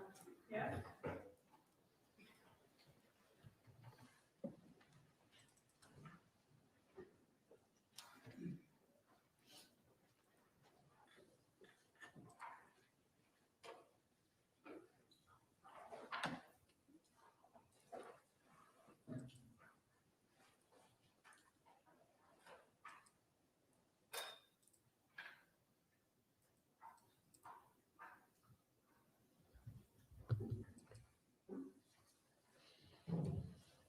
Ms. Matthews, I want you to look in states exhibit 1 at the top screen on camera 6. Do you see where you're standing in camera 6?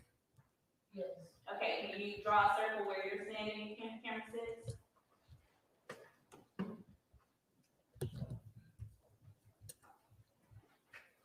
So you're in the far right-hand top corner? Yes. Okay.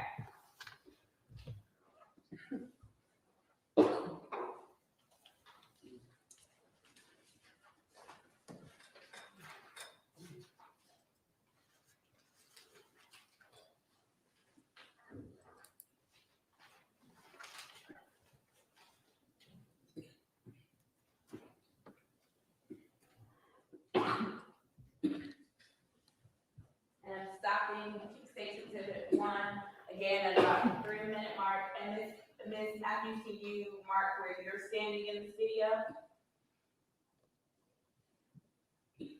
Okay, thank you.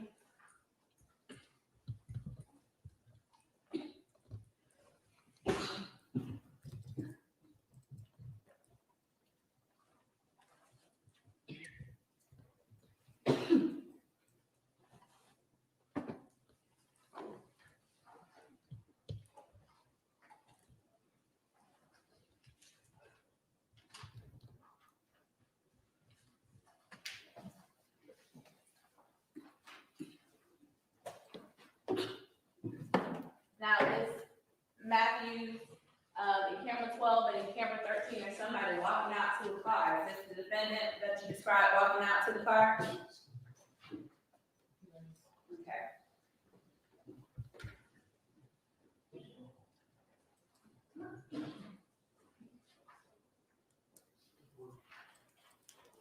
And there's somebody walking up at this mark, with the red out, walking back up to, the store. Is that the defendant as well?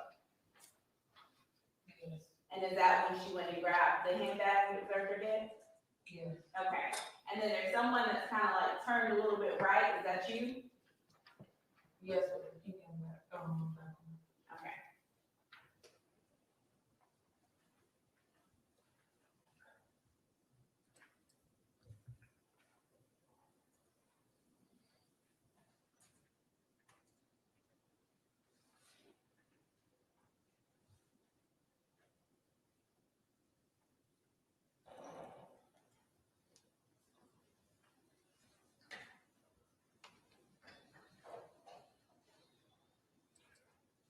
And I'm stopping at about 3 minutes and 59 seconds. Can you show us where you're standing at the moment? There, about near the end of the car. And it's gonna be camera 12. So you're standing a little bit further back by the front of the car, is that correct? Yes. Okay, thank you.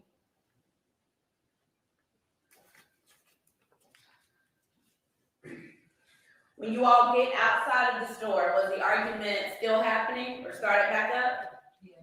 Okay. And who was arguing with the defendant at this point outside? Senorita. Yes. Okay, and what was Miss Edie doing? Still trying to stop this. Okay. When you're outside, do you see anyone with weapons other than the defendant? No. you see anyone punch, kick, or swing at the defendant? No. Did you see anyone run up to her? Did anyone else have any weapons? No. Now, while outside, we already talked about inside, but while outside, did you see anyone spit? Yes. Who did you see spit outside? Can you speak to the mic? I'm sorry. The defendant. Thank you. So you saw the defendant spit while you were outside? Yes. Okay. When did you see her spit? After she shot her. Did she spit before or after? I mean, before. Before. Oh, Sorry.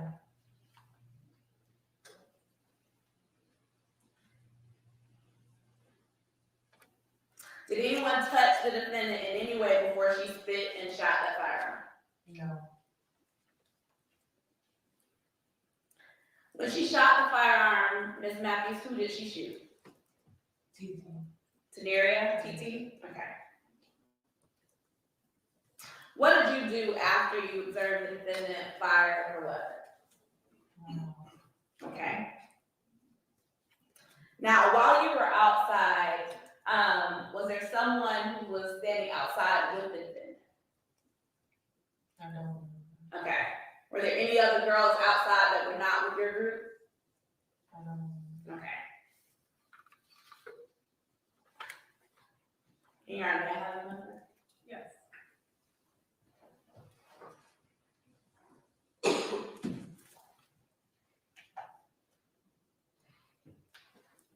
I have no further question at this time. Okay, thank you. Dr. Sam?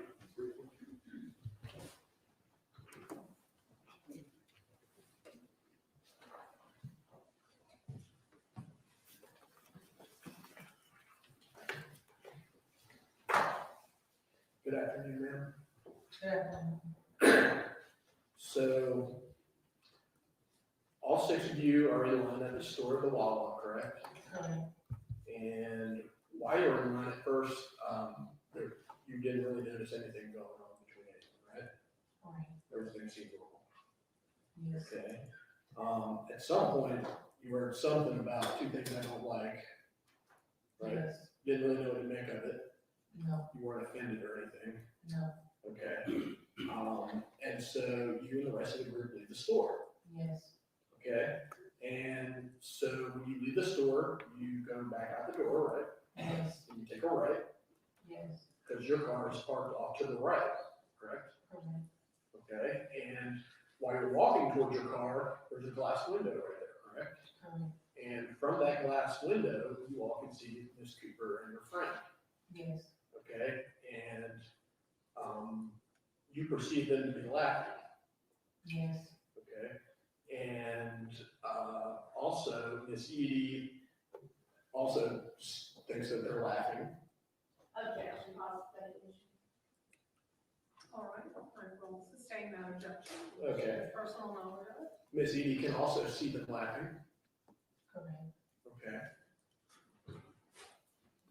And so the whole group turns back around to confront them, correct? Correct. Okay. And in fact, Miss Edie's the first person through the door Yes. and does actually confront Miss Cooper. Yes. And Miss Cooper says something to the effect of, "Well, you're pregnant." Yes. Okay. And around that time, Taneria McClain gets involved. Okay. And she's angry. So she appears angry to you at least. She goes after Miss Cooper. No.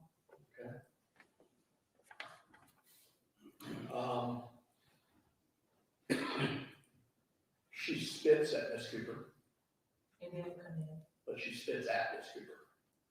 Yes. And she actually goes after Strategic Cooper. No. She tries to get past Miss Edie to get to Strategic Cooper.